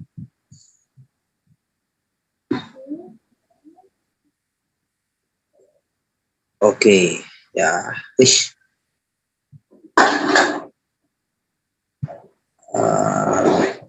dari Qurtubi, Sagir, Ensiklopedia, Hadis Qudsi, Ibnu Altir, Jauziyah, Qoyim. Di sini, oke. Oke ya, bentar ya. Ini kitabnya Imam Abdirrahim bin Ahmad Al-Qodi. Saya jelaskan sedikit. Al-Qodi itu gelar khusus Sunni. orang yang taat aturan hukum ketetapan Islam, itu Al-Qadi. Oke. Nanti kalau nggak apa-apa disangka, kalau memang tidak sepakat disangka. Tapi menyangganya pakai data ya, jangan asumsi. Karena saya dari tadi bawa data loh, bro. Oke. Aduh, mana pulpennya? Waduh. Ini bentar. Ini di-share ya? Bentar bro ya. Kok kayak gini ya? Waduh, bentar ya. Gambar pola. Putar otomatis, oke. Ya, oke.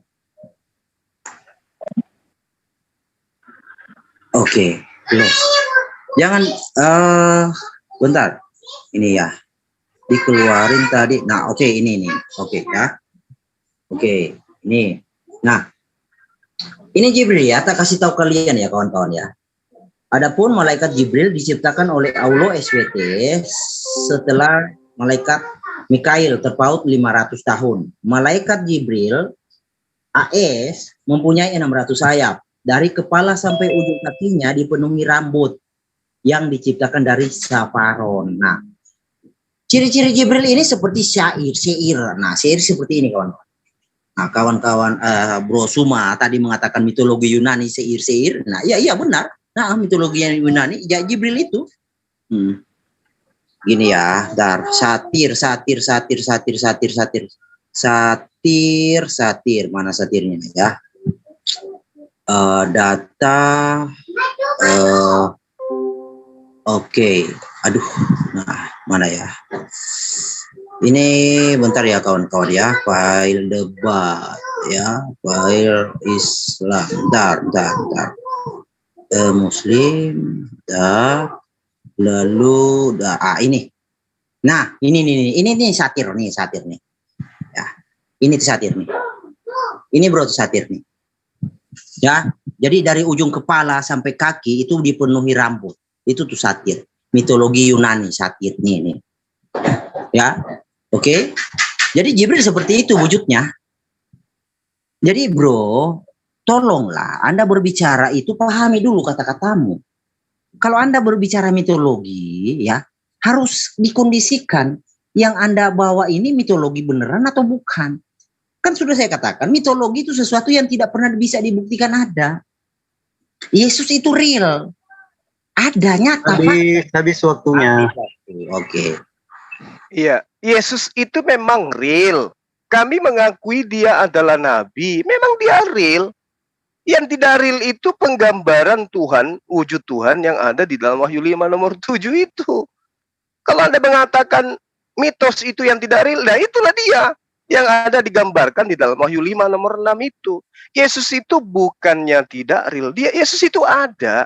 Nah, mitologi Yunani lah kemudian yang merubah Yesus ini menjadi bagian daripada dewa mitologi Yunani. Anda harus tahu itu. Anda harus belajar itu. Supaya Anda ngerti bagaimana kemudian dewa di dalam perspektif orang Yunani, dewa Zeus menghamili Danae, lalu kemudian melahirkan seorang anak yang kemudian mereka anggap sebagai dewa anak atau anak Tuhan. Ya, ini yang perlu Anda pahami. Konsep inilah yang kemudian disadur di dalam agama Anda. Itu yang perlu Anda paham. Jauh lebih jauh dari itu Anda harus mengerti gitu loh. Bahwa adanya konsep Bapa, Anak, Roh itu adalah konsep mitologi Yunani, Romawi, dan juga termasuk mitologi pagan Mesir kuno dan juga India. Itu kesamaan-kesamaan itu. Kalau Yesus itu memang nyata. Nah, kalau misalnya berbicara mengenai malaikat yang Anda tunjukkan dengan model fitnah seperti itu, lihat kitab Anda, bagaimana bentukan ketubim malaikat-malaikat yang ada di surga di dalam kitab Anda. Berwajah 4, satu tubuh wajahnya 4, berbentuk lembu, wajahnya sebelah kiri berbentuk manusia, yang di depan seperti Raja Wali, yang sebelah kanan berbentuk bentuk singa. Itu yang mitologi yang nyata itu di dalam agama Anda, penggambaran Anda. Tapi saya nggak mau ke situ. Saya cuma mau bentukan Tuhan Anda di dalam Wahyu 5 nomor 6 itu yang Anda harus sadari. Makanya orang Yahudi itu jijik terhadap agama Anda. Jijik terhadap konsep ketuhanan yang dianut oleh ajaran agama Anda. Sehingga mereka mengatakan Anda itu adalah apa? Ya, goyim. Orang-orang yang kafir. Makanya di dalam ilmu tafsir mereka, ya, terhadap kitab mereka, bagaimana diceritakan tentang Kristen di sana? Dan mereka tidak punya tafsiran berbicara mengenai Islam, tapi berbicara mengenai Kristen, nauzubillah, sangat luar biasa. Harusnya sebagai orang yang penggiat debat agama, Anda itu ngerti apa itu kemudian Diosoli, ya, dewa matahari daripada Romawi. Lalu apa itu kemudian penggambaran tanggal 25 Desember, kenapa pindah ke Kristen, kenapa yang tadinya hari Sabat pindah ke hari Minggu, di mana hari Minggu itu adalah hari kebesaran daripada ajaran mitologi Romawi dan Yunani. Anda harus cari tahu itu, kenapa agamaku ini kok mirip dengan ajaran mitologi Romawi Yunani, ada apa? Konsep ketuhanan dan bahasa-bahasa yang digunakan kok sama dengan yang digunakan oleh mitologi masa lalu. Anda harus sadari itu sebenarnya. Gitu loh. Silakan. Oke. Sepertinya bro mulai membuka diri ya. Saya mau share dulu bro. Oke. Saya lanjutkan tentang syair tadi ya. Yang tidak sempat saya bawa ya. Imamat 17 ayat 7 ya. Oke. Janganlah mereka mempersembahkan lagi korban mereka kepada jin-jin. Sebab penyembah jin-jin itu adalah syina. Itulah yang harus menjadi ketetapan untuk selama-lamanya bagi mereka. Nah, mungkin kita buka Ibraninya ya. 17 ayat 7. Oke. Asiren syair Fisonim syair Ashirim ya. Ini ya bro, syair. Nah, syairim. Jadi ini kalau kita bawa ke dalam Ibrani, syair artinya itu yang berbulu, kambing jantan, ya. Nah, itu yang dimaknai di dalam mitologi Yunani adalah satir, ya satir. Dalam Ibrani satir dalam Yunani. Nah, jadi bukan hal-hal yang baru, bukan nanti hal yang sudah terjadi di perjanjian baru, bukan. Dari zaman dahulu, karena itu ketika Hashem menyatakan dirinya turun di gunung Sinai, ya, di situ orang-orang Israel disuruh jangan melihat ke atas, atau ketika mereka selesai dari acara itu, ritual itu, jangan membuat sesuatu yang apa yang mereka lihat, ya. Jadi ini sesuatu penampakan, ya. Jadi gini bro, dari tadi ngotot tentang, aduh saya mau share lagi bro, aduh nggak bisa ya. Halo moderator, silakan bisa. Iya bro, nggak apa-apa, nanti bro bilang aja waktunya selesai, saya percaya kamu. Oke. Iya. Wahyu. Jadi kawanku ini dari tadi ngotot itu wujud. Wujud itu adalah domba. Ini yang wujud. Roh itu bukan wujud. Bagaimana bro merumuskannya roh itu wujud? Dari tadi. Kenapa bro? Memang ada roh itu punya wujud. Memang roh itu bentuk. Roh itu roh. Nggak kelihatan. Tidak ada. Makanya sampai dibuatlah penglihatan ilahi biar Yohanes bisa mengimbangi. Kalau menurut ukuran manusia, Yohanes tidak akan bisa melihat bro, karena ini roh, karena ini penglihatan ilahi. Jadi roh itu bukan wujud. Tapi bro kok ngotot dari tadi ya, ini metafor melambangkan ini kekuatan penglihatan Tuhan Maha Tahu. Itu maksudnya, artinya anak domba ini kuat, tangan kanan Tuhan, tangan kanan Azim, ya. Dia tidak ada satupun yang luput. Bahkan dia berkata, sehelai rambut lepas dari kepalamu aku tahu. Itu melambangkan dia Maha Tahu, Maha Melihat, Maha Kuat. Itu ini bahasa metafor ini dari tadi kok bro ngotot, ya. Lalu apalagi ya, tentang mitologi diulang-ulang. Astagfirullah. Saya harus ngomong gimana, bro? Ya, tentang cerita, tentang firman yang ada di dalam ini ya, adalah sesuatu yang diceritakan oleh yang ada, yang membuktikan dirinya ada, yang nyata. Nah, dia berfirman di dalam kata-kata bentuk kalimat metafor. Dari tadi bro ngotot. Ini metafor, sudah saya kasih penjelasannya. Ketujuh. Habis, oke. Jadi ada beberapa hal yang harus Anda pahami, Saudara Herdi. Pertama, agama Anda itu, utamanya kitab Anda, itu tidak ada cross-check kebenaran dari para nabi. Utamanya Yesus. Yesus tidak pernah bercerita tentang kitab Anda. Muatan-muatan yang kemudian termaktub di dalamnya, tentang sosok yang Anda sembah, itu Anda identikkan dengan hewan. Hanya mitologi Yunani, Romawi, yang selalu mengidentikan sembahan mereka dengan hewan. Anda menghindari tujuh roh, tapi Anda menunjukkan seekor domba. Apa beda dengan ajaran mitologi? Enggak beda kan? Sejak kapan kemudian penggambaran Tuhan Bani Israel itu berupa hewan? Enggak pernah. Tuhan menggambarkan sembahan mereka dengan binatang itu di mana? Tertulis di mana itu di Bible? Di Perjanjian Lama. Meski di dalam bahasa yang kemudian Anda gunakan, bahasa sehari-hari, bahasa Indonesia. Ada nggak diterangkan bahwa wujud Tuhan mereka itu seperti yang dinyatakan dalam wujud Tuhan Saudara Herdi. Nah, ini yang perlu Anda sadari. Yesus tidak mengenal konsep kemudian Tuhan itu diidentikan dengan binatang. Sekalipun domba. Seekor domba. Seperti disembelih.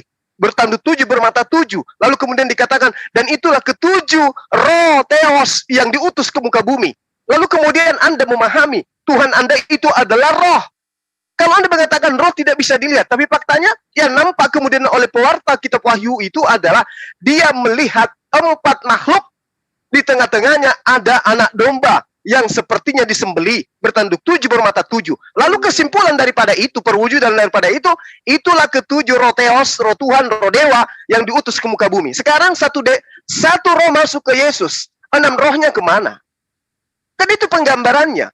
Jadi kalau Anda mengatakan astagfirullah, harusnya saya katakan kepada saatnya lah Anda sadar bahwa Kristen itu hanya membungkus diri ke Yahudi-Yahudian dan membungkus diri ke Islam-Islaman supaya mitologi ajaran Yunani yang dibungkus dengan nama Kristen itu tidak nampak di permukaan. Itu yang perlu Anda paham. Memang selama ini Anda membungkus diri. Kita ini adalah Bani Israel Romawi. Kita ini kitabnya adalah Perjanjian Lama itu kitab kita. Kemudian muncul Perjanjian Baru. Kenapa justru kitabnya orang Yahudi dianggap Perjanjian Lama, lalu kemudian dianggap Perjanjian Baru itu kitabnya orang Yunani? Supaya kenapa? Supaya dianggap bahwa penjabaran mitologi yang ada dalam kitab Anda itu bisa ditutupi dengan adanya kitab Septuaginta.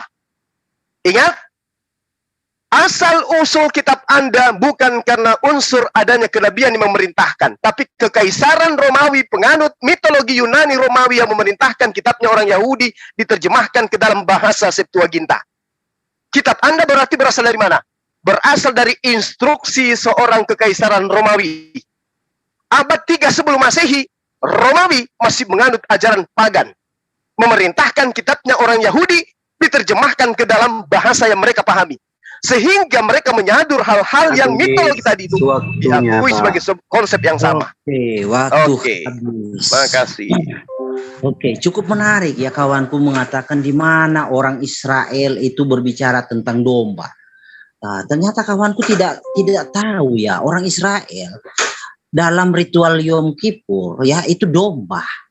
Ya, itu domba yang mereka lakukan, bro. Saya pikir Anda tahu tentang hal itu. Jadi gini ya. Domba itu dikategorikan dua, Le Adonai dengan Le Asasil. Oke. Le Asasil itu dibiarkan terjun ke jurang, lalu Le Adonai itu disembeli, darahnya dibawa ke mezbah. Dipercikan 7 kali. Nah, ini 7 lagi ya. 7 kali di atas mezbah penutup itu. Nah, itu ya. Jadi tentang domba. Nah, seperti ini ya, saya share ya, bro. Oke, bagus. Kalau kamu sudah membuka diri, bagus, bro. Bisa leluasa saya mengedukasi kawan-kawan yang mendengar juga ya. Kejadian ya, Kejadian 22 ayat 8. Oke. Nanti saya coba masuk ke Quran biar Anda juga mengerti. Sahut Abraham, Allah yang menyediakan anak domba. Jadi ketika Ishak, bentar ya. Nah, Ishak kan tidak jadi disembeli. Lalu berkata Ishak kepada Abraham ayahnya, "Papa," sahut Abraham, "Ya anakku, bertanyalah ia. Di sini sudah ada api dan kayu, tetapi di manakah anak domba untuk korban bakaran itu?" Sahut Abraham, Allah yang akan menyediakan. Nah, makanya Yohanes Pembaptis berkata, "Lihat anak domba Allah yang menghapus dosa isi dunia." Kita buka ya. Jadi kekeliruan, Yohanes Pembaptis orang Israel, bro, bukan orang Arab. Jangan salah. Orang Yahudi pula ya. Oke, Yohanes 1 ayat 29. Oke. Pada keesokan harinya Yohanes melihat Yesus datang kepadanya dan ia berkata, "Lihatlah anak domba Allah yang menghapus dosa dunia." Oke, coba saya menginjili Anda dengan Quran sedikit tentang domba itu ya, bro. Gini. Di dalam surah 37 ya. Oke.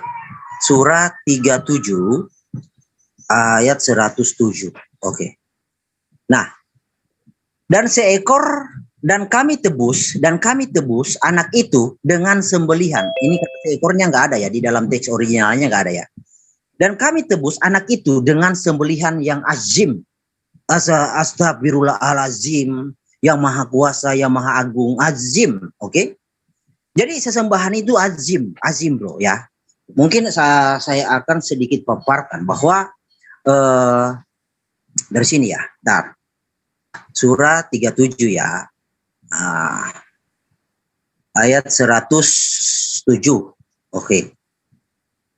Oke, bentar ya. Nah, kita lihat tafsiran Jalalain. Oke. Jadi yang azim itu bukan kaleng-kaleng bro, karena dia datang dari surga. Kata Jalalain. Saya bukan mencari dukungan ya. Saya sini mengedukasi bro, biar ada mungkin kawan-kawan Islam yang belum tahu, dengan hal-hal ini saya kasih tahu. Itu ya. Jadi gini bro. Ini jelas ya. Jadi sembelihan yang besar itu, yang azim itu, yang maha besar, yang maha agung itu dari surga. Bukan dari bumi, oke? Dipahami ya? Oke. Jalalain. Oke. Jadi gini. Tentang anak domba ya, anak domba yang digambarkan itu adalah Yesus, itu tipologi bro. Kenapa harus domba? Kenapa bukan kambing? Nah oke, mungkin panjang lebar lagi, karena domba itu penurut, kambing itu susah nurutnya ya, kambing itu susah nurutnya. Makanya Yesus berkata, domba-dombaku mendengarkan Habis suara bro Herdi. Oke, monggo. Iya, jadi hal ini memang adalah kartu as orang Kristen ini ya. Sehingga kita lihat bagaimana seorang Herdi yang kelabakan kemudian cari pelampung kemana-mana. Sampai kata besar juga identikan dengan Tuhan, kemudian binatang berupa domba yang menggantikan Ismail juga dikatakan Tuhan. Ini lama-lama kalau dikatakan rumah besar juga dikatakan Tuhan karena ada kata azim di situ. Inilah gambaran kalau agama mengajarkan mitologi berbungkus ajaran Yahudi. Kalau Anda mengatakan Yesus sebagai domba, sebagai penebus dosa dan seterusnya, itu nggak laku bagi kami, nggak laku bagi Yahudi. Kenapa? Tai sapi aja bisa nebus dosa. Jadi kami tidak perlu kemudian domba atau apapun itu untuk menggantikan Tuhan dalam menebus dan menghapus dosa-dosa manusia, nggak perlu. Keluaran 29 nomor 14, tai sapi kau bakar bisa menghapuskan dosa. Jadi nggak perlu muluk-muluk di sini mengajarkan konsep yang mitologi nyata kemudian digambarkan sebagai penggambaran di dalam agama langit, agama samawi. Itu nggak perlu. Makanya saya katakan bahwa agama Anda itu ya menjadikan kitabnya orang-orang Yahudi sebagai tameng kemudian untuk menutupi sembahan Anda yang berupa makhluk mitologi. Kalau Anda kemudian menggambarkan apa yang ada terjadi di dalam kejadian Ibrahim bersama anak tunggalnya Ismail, ya itu tak ada hubungannya. Karena kami tidak pernah menuhankan domba, kami tidak pernah menganggap yang datang menggantikan Ismail itu adalah Tuhan.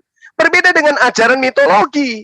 Ajaran mitologi itu bagaimana kemudian sosok Tuhan yang datang dalam rupa rupa manusia, lalu kemudian digambarkan dengan rupa yang aneh-aneh gitu loh. Nah, kembali kepada kitab Anda sendiri. Itu adalah tamparan buat Anda bahwa kitab Anda itu membuka diri sebagaimana yang diterangkan oleh Al-Quran. Mereka ingin menipu Allah, sementara mereka nyata justru tipuannya mereka itu kembali kepada dirinya sendiri. Aku melihat di tengah-tengah tahta. Yang duduk di tengah tahta ini siapa? Tuhan Anda. Keempat makhluk. Tuhan Anda itu. Di tengah-tengah tua berdiri seekor anak domba. Itu juga Tuhan Anda. Kalau Anda memerintahkan saya jangan fokus kepada roh, fokus kepada domba, itu pun sudah mitologi. Tuhannya dalam bentukan binatang. Tidak ada Tuhan dilihat dalam pernyataan Abraham kemudian berbentuk binatang. Bahkan di dalam Kejadian 18 yang datang kepada Abraham berbentuk manusianya dia. Itu pun malaikat, bukan Tuhan.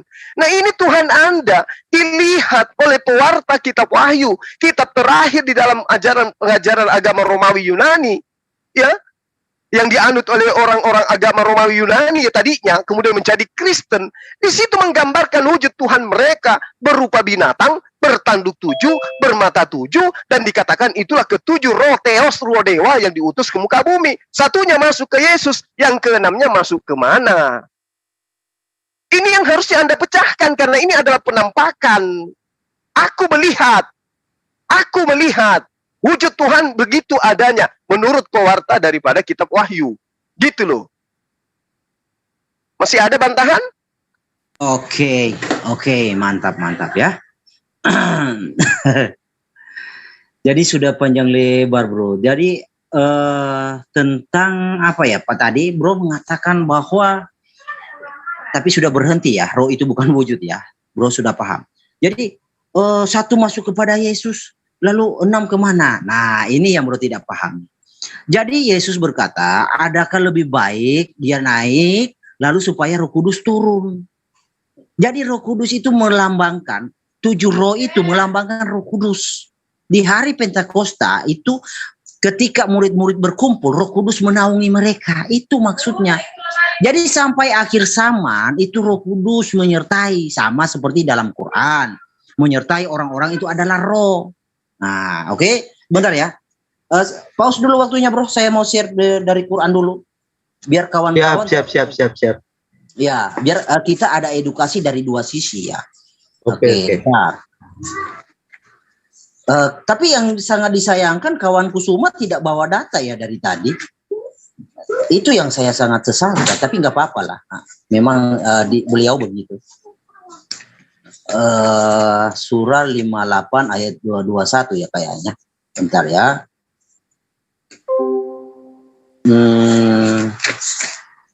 Bentar bro ya. Surah 40 58 ayat 22. Oke, 58 ayat 22. Oke. Jadi 7 roh itu adalah 7 yang melambangkan Roh Kudus yang mengajar, menaungi, menyertai orang yang percaya, siapapun yang percaya. Kalau kawan Kusuma percaya ya dia akan disertainya juga. Gitu bro ya. Surah 58. Nah, saya menginjil dari Quran loh bro. Gak apa-apa ya.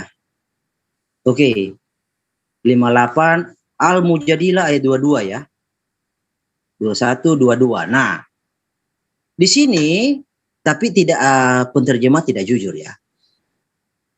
Mereka itulah orang-orang yang telah menamakan keimanan dalam hati mereka dan menguatkan mereka dengan pertolongan roh yang datang daripadanya. Tapi di sini nggak ada ya rohnya. Oke, karena memang ada ketidakjujuran di sini. Tapi kita lihat di sini bro. Nih. Dengan pertolongan biruhim daripadanya roh. Oke, tapi kita lihat interlinearnya ya. Jadi yang menaungi Anda, menyertai Anda sampai akhir zaman sama roh bro. Yaitu 7 roh itu melambangkan Roh Kudus yang menyertai. Oke. Tapi ada yang aneh. Nanti saya nggak akan bawakan bro. Ini ya. Nah. Biruhin ya.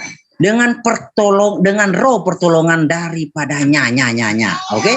Nah, kita kembali lagi tentang 7 roh Allah. Jadi sudah fix ya, itu adalah ayat-ayat metafor yang melambangkan kuasa Tuhan. Lalu tentang anak tadi, saya tidak membahasakan Tuhan kami itu wujud domba, bukan. Itu analogi, bro. Jadi Yesus yang disebut Mesias itu adalah domba Allah. Domba sebagai kurban untuk menghapus dosa dunia. Itu analogi, tipologi. Bro harus paham lah. Masa harus terima hal-hal begini yang remeh-temeh kok sulit memahaminya. Masa harus mentok, bro? Ya kan? Kagak elok lah diskusi. Kagak mengedukasi, bro. Kalau cara berpikirnya mentok kayak begitu, ya. Jadi tentang tentang anak domba itu adalah tipologi karena Mesias. Nah ini nih ya, Mesias itu jauh sebelum ada peradaban. Jadi gini bro, kawan-kawan, iblis itu selalu menyaingi apa yang Tuhan lakukan karena ingin membatalkan rencana Tuhan. Angka ya, Kejadian 3 ayat 15. Nah, berbicara tentang anak, ya jauh sebelum ada peradaban sudah dikatakan bahwa keturunan perempuan itu akan merumukan. Nih, merumukan keturunan perempuan akan mengalahkan maut, mengalahkan iblis. Jadi berbicara tentang anak, ada keturunan, ada wujud, ada bentuk. Ya, paham ya? Jadi jangan kaget. Jadi kalau orang Israel kaget karena mereka tidak mau, tidak sekehendak dengan pemikiran mereka. Tapi ketetapan Tuhan, bro, hadir sebelum ada. Habis, bro. Sebelum Mesir ada. Oke, habis. Oke. Jadi itu yang saya katakan ya, kalau sudah hancur ya sembarang tempatnya untuk mengais pegangan supaya bisa bertahan. Jadi kalau Anda mengatakan apa yang ada di dalam Al-Quran itu roh, ya itu betul. Anda tidak salah di situ. Ayat itu tidak saya sembunyikan bahwa Al-Quran di situ mengatakan kata ruha atau apa yang Anda tuduhkan tadi. Itu betul. Diruhin artinya dengan Al-Quran. Al-Quran itu disebut dengan roh. Jadi nama Al-Quran juga itu adalah ruh. Wa kadzalika auhayna ilaika ruhan min amrina. Jadi yang menjadi kekuatan di situ, yang menjadi sumber di situ adalah Al-Quran. Dan demikianlah kami wahyukan kepada Muhammad roh Al-Quran dengan perintah kami. Makanya Yesaya 42 nomor 1 itu bercerita tentang Al-Quran. Karena Al-Quran itu adalah roh. Al-Quran itu adalah kekuatan yang diberikan kepada baginda Rasulullah Muhammad SAW untuk kepada orang-orang yang di dalam hatinya ditanamkan oleh Allah keimanan. Pahami ya? Keimanan itu bersumber dari mana? Kekuatan yang bersumber dari Al-Quran. Ruhin. Al-Quran. Jadi itu enggak kami, diruhin itu artinya dengan Al-Quran.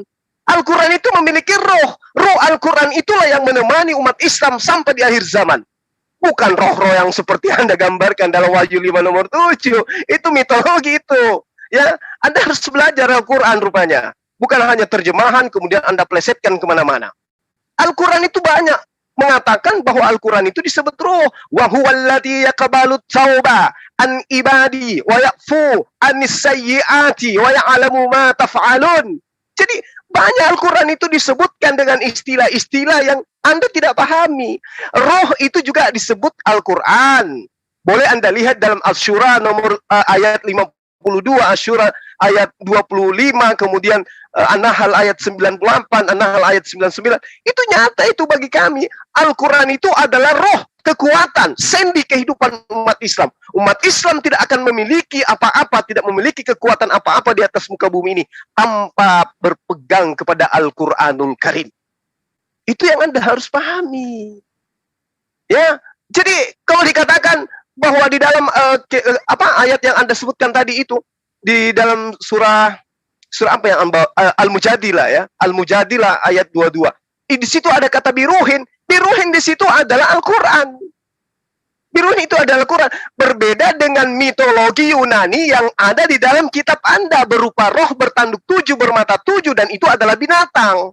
Yang satunya masuk ke dalam Yesus, yang enamnya entah kemana. Kalau kemudian Anda katakan Roh Kudus, oke. Bukankah Roh Kudus masuk ke Yesus? Ya kan? Nah, setelah naik ke Yesus, naik terangkat ke langit, turun lagi Roh Kudus, oke, 2, anggaplah 2. Nah, mana yang 5-nya mana? Jangan Anda bilang satunya masuk ke Luga sampai dia menjadi nabi. Kan celaka itu. Silakan. Oke. Ini bahasa yang baru yang saya baru dengar. sesuatu bentuk buku ya yang terjilid ada tulisan Arabnya itu dikatakan ruh. Bukankah ruh sesuatu yang tidak berbentuk? Lalu kenapa punya bentuk? Ini bahasa baru ya kawan-kawan. Kawan-kawan semua mendengar ya bahwa Quran itu ruh. Jadi hebat kita. Saya juga hebat bisa melihat ruh. Oh Quran ruh. Nah itu bro, itu yang saya sesalkan ketika kawan-kawan beriman itu tidak berpikir, tidak memahami itu bahasa yang diucapkan. Itu yang saya sangat sesalkan. Gimana ya, saya mau mendebat di sini, takutnya gini ya, kawan-kawan tersinggung juga. Tapi udahlah, harus diingat ya, roh itu tidak bisa dilihat bro. Iya. Roh Quran ya, kok bisa dilihat ya, kan aneh ini bro. Jadi bahasanya cocokmologinya terlalu dipaksakan bro. Ya, spirit cocok-cocokannya terlalu dipaksakan. Saya tidak suka berbahasa berdiskusi dengan membahasakan sesuatu yang tidak masuk logika, ya kan? Biruhin roh tidak terlihat. Lalu kenapa roh itu kok wujudnya dalam buku? Roh itu wujudnya buku ya. Ini kan sesuatu yang mungkin harus dijelaskan panjang lebar. Tapi oke lah, kita bahas tentang anak domba. Anak domba itu adalah sudah dikatakan tadi kan bahwa tentang kelahiran seorang putra itu jauh sebelum Israel ada, belum sudah dikatakan bro. Israel belum ada. Jadi kalau Israel menolak ya urusan mereka. Kan memang sudah dibuatkan di dalam Yesaya 8:14 bahwa Israel itu sebentar, saya buka biar valid diskusi. Oke. Di pause waktunya kawan, moderator. Oke bro. Oke. Yesaya 8 ayat 14. Oke. Jadi kehadiran Mesias itu akan menjadi batu sandungan, batu sentuhan. Ia akan menjadi tempat kudus. Ini Lemikdas, tekstual originalnya ini Lemikdas. Tetapi juga menjadi batu sentuhan dan batu sandungan bagi kedua kaum Israel. Jadi jelas. Jadi sebelum Yesus tampil sudah dinubuatkan bahwa dia Yesus yang tampil, yang Mesias itu akan menjadi batu sandungan buat Israel, batu sentuhan. Bahkan hanya bukan umat Israel, bahkan umat Islam juga. Karena gini ya kawan-kawan, memang spesifik secara tekstual Islam mengakui Isa Al-Masih, tetapi secara misi Allah tidak mendefinisikan, Allah tidak menguraikan apa sih misi-misi. Allah tidak mengerti atau mungkin tidak tahu. Saya nggak tahu ya. Tetapi memang gini ya kawan-kawan, sedikit saya jelaskan. Jadi ketika Adam dan Hawa jatuh ke dalam dosa, Tuhan langsung membuat suatu ketetapan. Apa itu ketetapannya? Bahwa sang anak yang lahir dari perempuan, dialah yang akan mengalahkan maut. Dialah yang akan mengembalikan manusia seperti sedia kala, seperti Adam dan Hawa yang bebas berinteraksi dengan Tuhan sebelum berdosa. Oke, itulah yang ditetapkan oleh Tuhan lewat kelahiran sang putra itu. Ingat, putra. Jadi sebelum ada Israel sudah dinyatakan, sebelum ada Mesir sudah dinyatakan. Sebelum ada peradaban, sebelum ada Israel, apalagi Islam. Habis ya? Bro, habis. Oke, lanjut. Ya, jadi Anda harus membedakan antara ruh dan roh. Kalau roh itu sudah pasti makhluk dan Anda sembah, wujud Tuhan Anda roh, bertanduk 7, bermata 7. Kalau Anda mengatakan, oh ada perspektif baru, ternyata roh itu adalah buku. Nah inilah yang saya katakan, Anda terlalu banyak menghabiskan waktu untuk mencari kesalahan Islam, tapi tidak akan mungkin Anda bisa temukan. Anda lupa membekali diri Anda dengan Bible. 1 Yohanes 4 nomor 1 jelas dikatakan, saudara-saudaraku yang kekasih, janganlah percaya akan setiap roh, tetapi ujilah roh-roh itu. Kok roh bisa diuji? Gimana ceritanya roh itu bisa diuji? Oh ternyata roh itu bisa orang, bisa manusia, dimaksud dengan roh. Berarti Al-Quran pun bisa disebut sebagai roh. Kenapa? Karena Al-Quran itu adalah kekuatan, adalah spirit yang kemudian menyelamatkan manusia dalam rangka mengikuti instruksi yang ada di dalamnya. Makanya Al-Quran itu disebut roh. Ternyata dalam kitab Anda, ya, Nabi juga disebut roh. 1 Yohanes berapa itu ya? 1 Yohanes 4 nomor 1.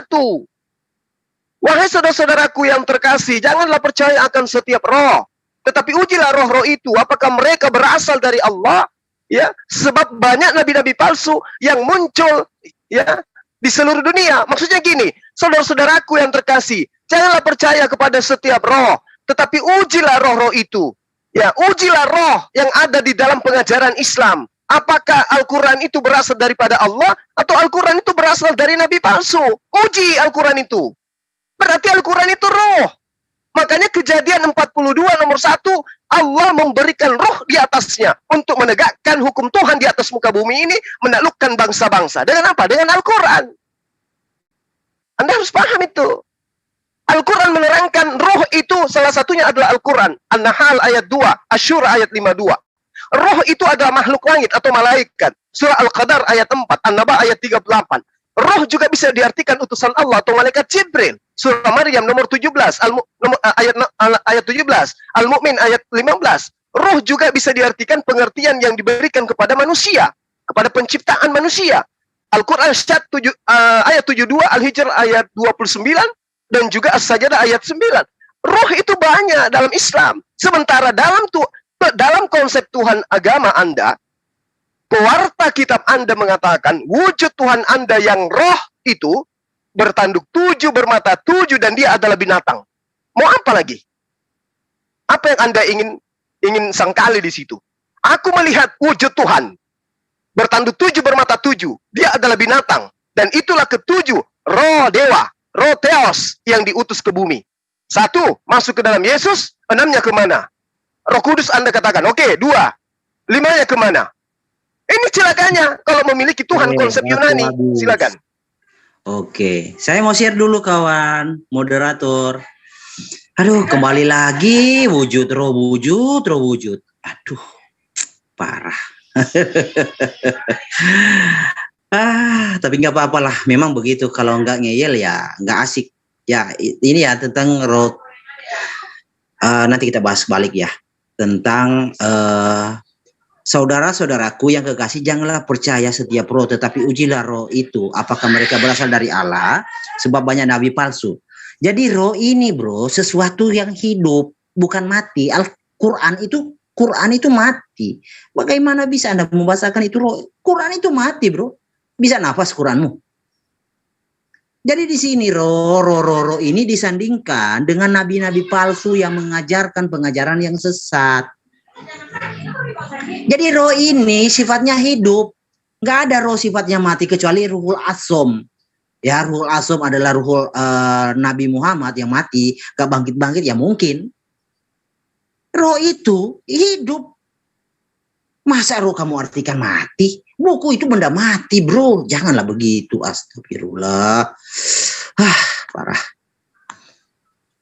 Wahyu 5.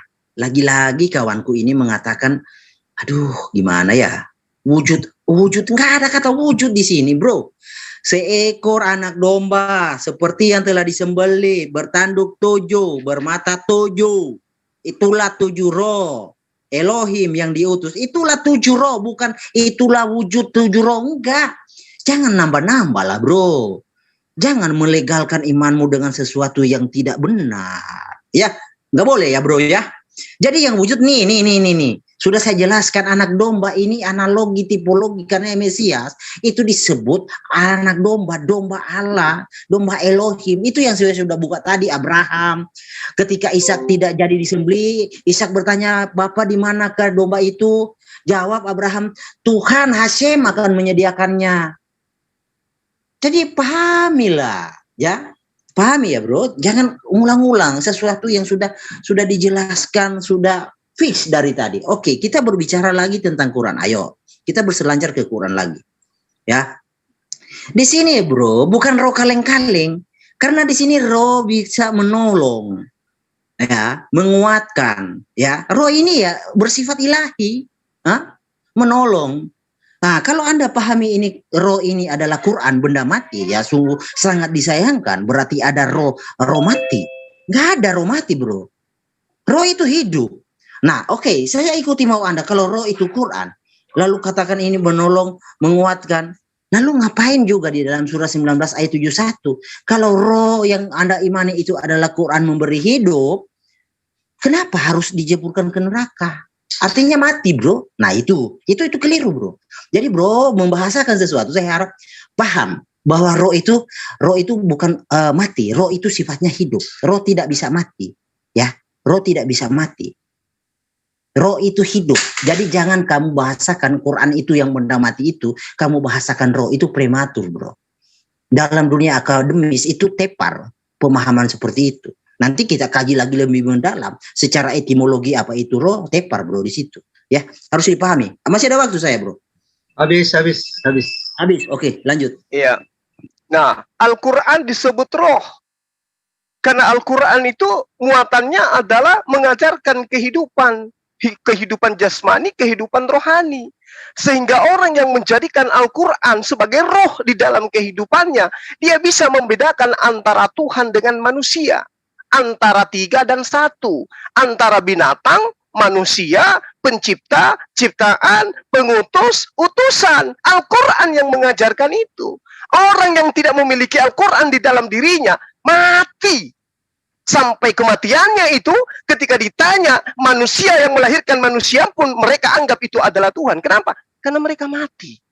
Akalnya mati, jiwanya mati, rohnya mati, logikanya mati. Sehingga hanya suara yang kedengaran, tapi apa yang disuarakan tidak ada ilmu. Kecuali hanya menghindar, cocologi, asumsi, dan seterusnya. Al-Quran itu roh, itu dalil. Yang dipahami oleh orang Kristen yang penganut ajaran mitologi, ketika berbicara mengenai roh, yang ada pada gambaran mereka adalah makhluk. Sehingga harus hidup. Al-Quran tidak memahami itu. Al-Quran tidak hanya sebatas itu. Saya sudah menggambarkan kepada saudara. Roh di dalam Al-Quran itu sesuai dengan tekstual apa yang tertulis di dalam ayat.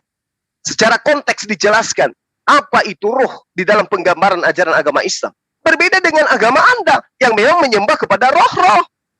Roh dalam Al-Quran bisa dikatakan sebagai wahyu, bisa dikatakan sebagai malaikat penyampai wahyu, bisa dikatakan makhluk langit, bisa dikatakan sebagai esensi bagian daripada penciptaan manusia, bisa dikatakan sebagai pertolongan dari Allah, bisa dikatakan kekuatan dari Allah. Itu roh di dalam Islam berdasarkan ayat Al-Quran.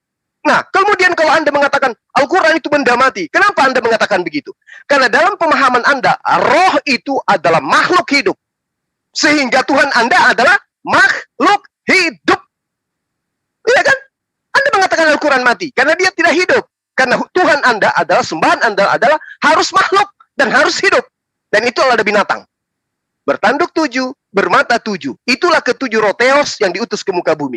Itu Tuhan Anda. Kalau Al-Quran itu dikatakan hidup dia, karena Al-Quran manusia bisa mendapatkan petunjuk, bisa membedakan antara utusan Tuhan dan utusan Tuhan, dan yang bukan utusan Tuhan. Antara sang pengutus dengan yang bukan yang diutus. Nah sekarang, ketika di dalam penggambaran, Anda mengatakan, itu tidak dikatakan wujud. Halo, penulis kitab Anda mengatakan, aku melihat.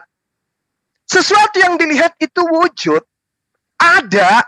Kalau tidak ada berarti pengakuan daripada pewarta itu adalah bullshit, pendusta, pembohong. Tinggalkan kitab itu. Anda berarti ditipu. Dia mengaku, aku melihat. Ya, di tengah-tengah tahta ada tua-tua, ada 4 binatang. Apalagi itu, ada 4 makhluk. Apalagi itu? Bertanduk 7, bermata 7. Inti dari semua itu diambil, disadur dari mitologi Yunani dan Romawi. Pahami itu. Jadi jangan pernah mengatakan kami ini adalah penganut ajaran samawi. Nggak ada itu. Silakan. Oke, jadi ya kawan-kawan ya mau gimana lagi, karena memang keharusan untuk menyatakan bahwa ruh itu mati, ya. Tapi ya nggak apa-apa lah. Saya harap kawan-kawan Muslim membaca Quran ya lebih giat lagi. Ketika Isa membentuk benda mati, ya burung dari tanah itu mati, lalu meniupkan ruh, lalu benda mati itu menjadi hidup. Itu melambangkan bahwa ruh itu hidup. Ya, itu harus dipahami ya. Lebih giatlah kawan-kawan Muslim belajar Quran. Apa itu ruh? Pahami, ruh itu hidup. Ruh itu bukan benda mati, oke? Jadi spirit-spirit yang dikatakan roh, ujilah segala roh, itu spirit-spirit yang diajarkan oleh nabi palsu. Nabi palsu itu berbicara itu pakai spirit, ada rohnya, mereka hidup, nggak mati. Kalau dia mayat, nggak mungkin dibahasakan ujilah roh mayat itu. Nggak ada roh mayat, bro. Roh itu hidup. Bukan makhluk hidup. Kamu jangan tambah-tambah lah. Ruh itu hidup. Nah, ketika Isa membentuk dari tanah burung, ya, lalu ditiupkan ruh yang mengakibatkan burung itu menjadi hidup karena ruh. Jadi harus dipahami. Kalau Quran kamu bahasakan itu ruh, aduh, sangat menggelitik buat saya ya, bro. Artinya dapat dari kamus dari mana bahwa Quran itu ruh? Dapat kamus dari mana itu? Ruh kan sesuatu yang hidup. Tidak ada ruh yang dikategorikan mati. Nanti baru ini saya dengar ruh kok itu mati, ya. Mungkin spiritnya, pengajarannya itu, tetapi kalau membahasakan Quran itu ruh, sangat prematur, bro. Ya, saya tidak mau berlarut-larut lagi dengan pembahasan ruh ini, karena pemahaman ini hanya saya merasa ini hanya pemahaman sepihak ya. Mungkin kawan-kawan muslim yang lain tidak memahami ruh itu sesuatu benda mati. Ya, tetapi nggak apa-apa lah. Tadi kan saya katakan, saya iya kan. Sekiranya ruh itu menuntun menolong, ya nggak mungkin umat Islam masuk ke dalam neraka. Jadi kalau ruh itu bisa menolong, bisa membantu, atau Quran itu bisa menolong, bisa membantu, ngapain juga dicuci dosanya di neraka kan? Ini lucu. Tapi oke, kita balik lagi ke tentang pembahasan ini yang metafor di dalam wahyu yang tidak dipahami oleh kawan-kawan muslim. Bahwa Tuhan sudah memberikan solusi ketika Adam dan Hawa jatuh ke dalam dosa, ya, kepada Adam. Jadi bukan nanti kepada Israel, enggak, bro. Jadi jauh sebelum ada Israel, sebelum ada Abraham, sebelum ada Nuh, Tuhan sudah menyatakan itu. Sebelum ada Mesir, Tuhan sudah menyatakan, yaitu kepada Adam dan Hawa ketika mereka jatuh dalam dosa. Tuhan menyatakan bahwa akan datang kelahiran dari seorang perempuan yang akan meremukan. Ya, dan dia akan diremukan. Nah, kalau dia diserupakan, dia dilarikan, apanya yang diremukan? Oke, jadi itu ya, kita harus membiasakan diri berdiskusi ini mengembang. Jangan kita ngotot satu itu. Enggak apa-apa kalau ngotot itu punya data, punya dalil, enggak apa-apa, bro. Enggak apa-apa, itu baik. Tapi kalau hanya ngotot modal ngotot, ngeyel dalam satu dalil, habis waktu. Oke, lanjut. Iya. Al-Qur'an menerangkan begini, ya. Tsumma sawwahu wa nafakha fihi min ruhi wa ja'ala lakumus sam'a wal absar. Itu dalil di dalam kitab suci kami. Wal afida qalilan ma tashkurun. Jadi tidak ada kemudian kekuatan yang bisa merubah itu. Bahwa konsep kesempurnaan manusia dicipta oleh Allah oleh karena adanya penyertaan ruh yang ada pada diri manusia. Itulah manusia. Ya, jadi Allah meniupkan ruh ke dalam diri manusia, manusia itu hidup. Artinya apa? Ketika berbicara mengenai roh yang menjadi esensi yang dijadikan Allah untuk menghidupkan jasad, itu ada dalilnya dalam Al-Quran. Tapi ketika dikatakan Al-Quran itu adalah roh, itu artinya adalah spirit, kekuatan, ya, yang kemudian menjadi kekuatan bagi umat Islam di dalam menjalani kehidupan sehari-hari sebagai hamba Tuhan. Al-Quran itu adalah roh. Dan manusia itu adalah makhluk yang punya roh.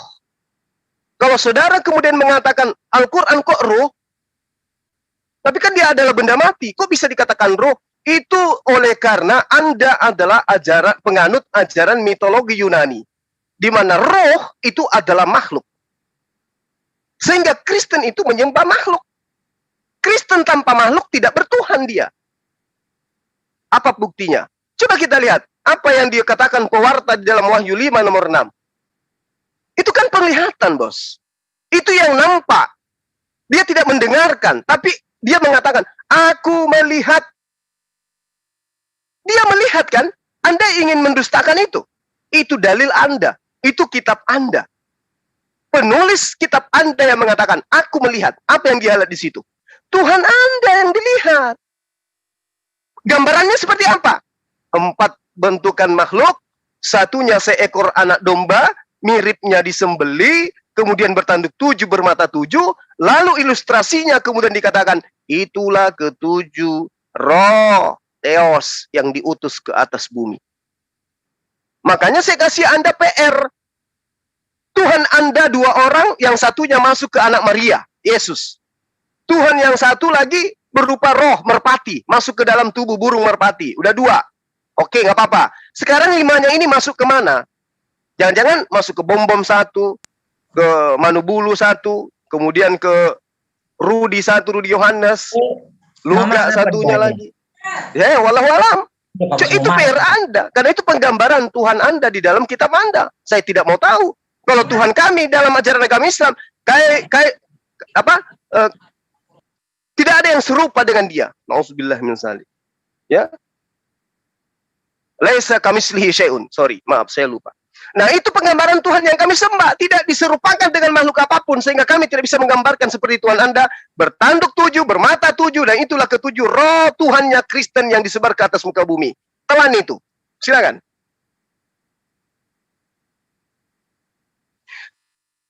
Oke, saya kira Bang Herdi sudah nyatakan bendera putih dari tadi. Hah? Kebetulan di sini juga sudah mau maghrib. Anda sudah buang handuk dari tadi, Bang Herdi. Oh iya, bendera putih ya. Ya silakan, nggak apa-apa. Ya gini, tunggu deh. Iya, sini juga sudah maghrib. Nggak apa-apa, bro. Karena memang diskusinya kamu ngeyel dari tadi, bro. Kamu hanya mentok dalam satu data, dalam bahasa ayat metafor. Seandainya kalau kamu menyepakatinya, saya juga membawa puluhan ayat metafor di dalam Quran, mungkin kamu akan kelabakan juga. Contoh seperti tangan Allah, ya, tangan kanan Allah, mata Allah, muka yang akhir zaman tersisa itu hanya wajah Allah. Ya, saya bisa ngotot juga begitu. Itu penggambaran kekuasaan Allah, di mana dua tangan kanan Allah diterangkan dalam hadis. Makanya, bro, menjelaskan tentang penggambaran kekuasaan Allah. Dia tidak memiliki sisi negatif. Saya paham. Itu tidak masalah, itu metafor, betul. Tapi yang dikatakan di dalam Wahyu 5 nomor 6 itu bukan metafor, itu penglihatan. Aku melihat. Aku melihat. Iya, itu penglihatan ilahi. Tidak ada orang yang bisa melihat roh, bro. Loh, kalau begitu berarti Anda mengatakan pengarang kitab Anda itu ngarang, bohong, dusta, nipu gitu. Bukan, itu bahasa metafor. Kan saya sudah jelaskan. Yang menuliskan di Patmos itu bahwa mereka berdusta. Karena roh itu tidak bisa dilihat. Tapi ternyata dia mengatakan aku melihat. Akhiri saja, bro. Gimana tuh, Bung Henry? Gak apa-apa. Akhiri saja, bro. Gak apa-apa. Karena modalnya hanya ngeyel, bro. Sorry. Ya. Oke, thank you. Bang Herdi. Bukan. Bang Herdi. Bang Suma mau sholat tuh. Jelas itu kelihatan. Kelihatan. Kalau kelihatan wujudnya ada atau tidak. Oke. Silakan Bang Suma silakan sholat Bang Suma. Nah, sholat dulu, bro. Habiskan waktu Anda untuk Herdi, bro, Herdi. Habis mencari. Halo. Anda tidak akan mungkin. Halo. Memang enggak kelas Anda itu. Enggak ngerti apa, enggak kelas Anda itu. Bukan. Kita kalau diskusi, bro, kalau Anda memahami secara literal, Anda harus punya data pembanding. Kalau enggak ada data pembanding, itu artinya metafor. Enggak ngerti gini. Geri Herdi gini, itu masih di bawah itu, nggak ngerti apa dia itu si Juma itu bagian enggak. Ya. Betul ya. lah. Pak Pipo, kalau kelihatan wujudnya ada nggak itu? Kalau kelihatan. Nanti PL itu dombanya domba asli, kok jadi domba metafor. Juma itu tak ngomong katanya. Juma itu tak ngomong apa itu, tak kemana-mana dia ngomongnya. Katanya nggak ada waktu. Sholat dulu. Katanya nggak ada waktu. Silakan teman-teman yang Muslim, silakan sholat dulu yang sudah waktunya. Nah, udah beres sudah. Halo RD, makasih banyak. Paparan Anda itu memang indah sekali. Katanya nggak ada waktu, tapi nggak baru sampai saya. Gimana? Anda diskusi dengan saya, biar Anda diskusi dengan saya.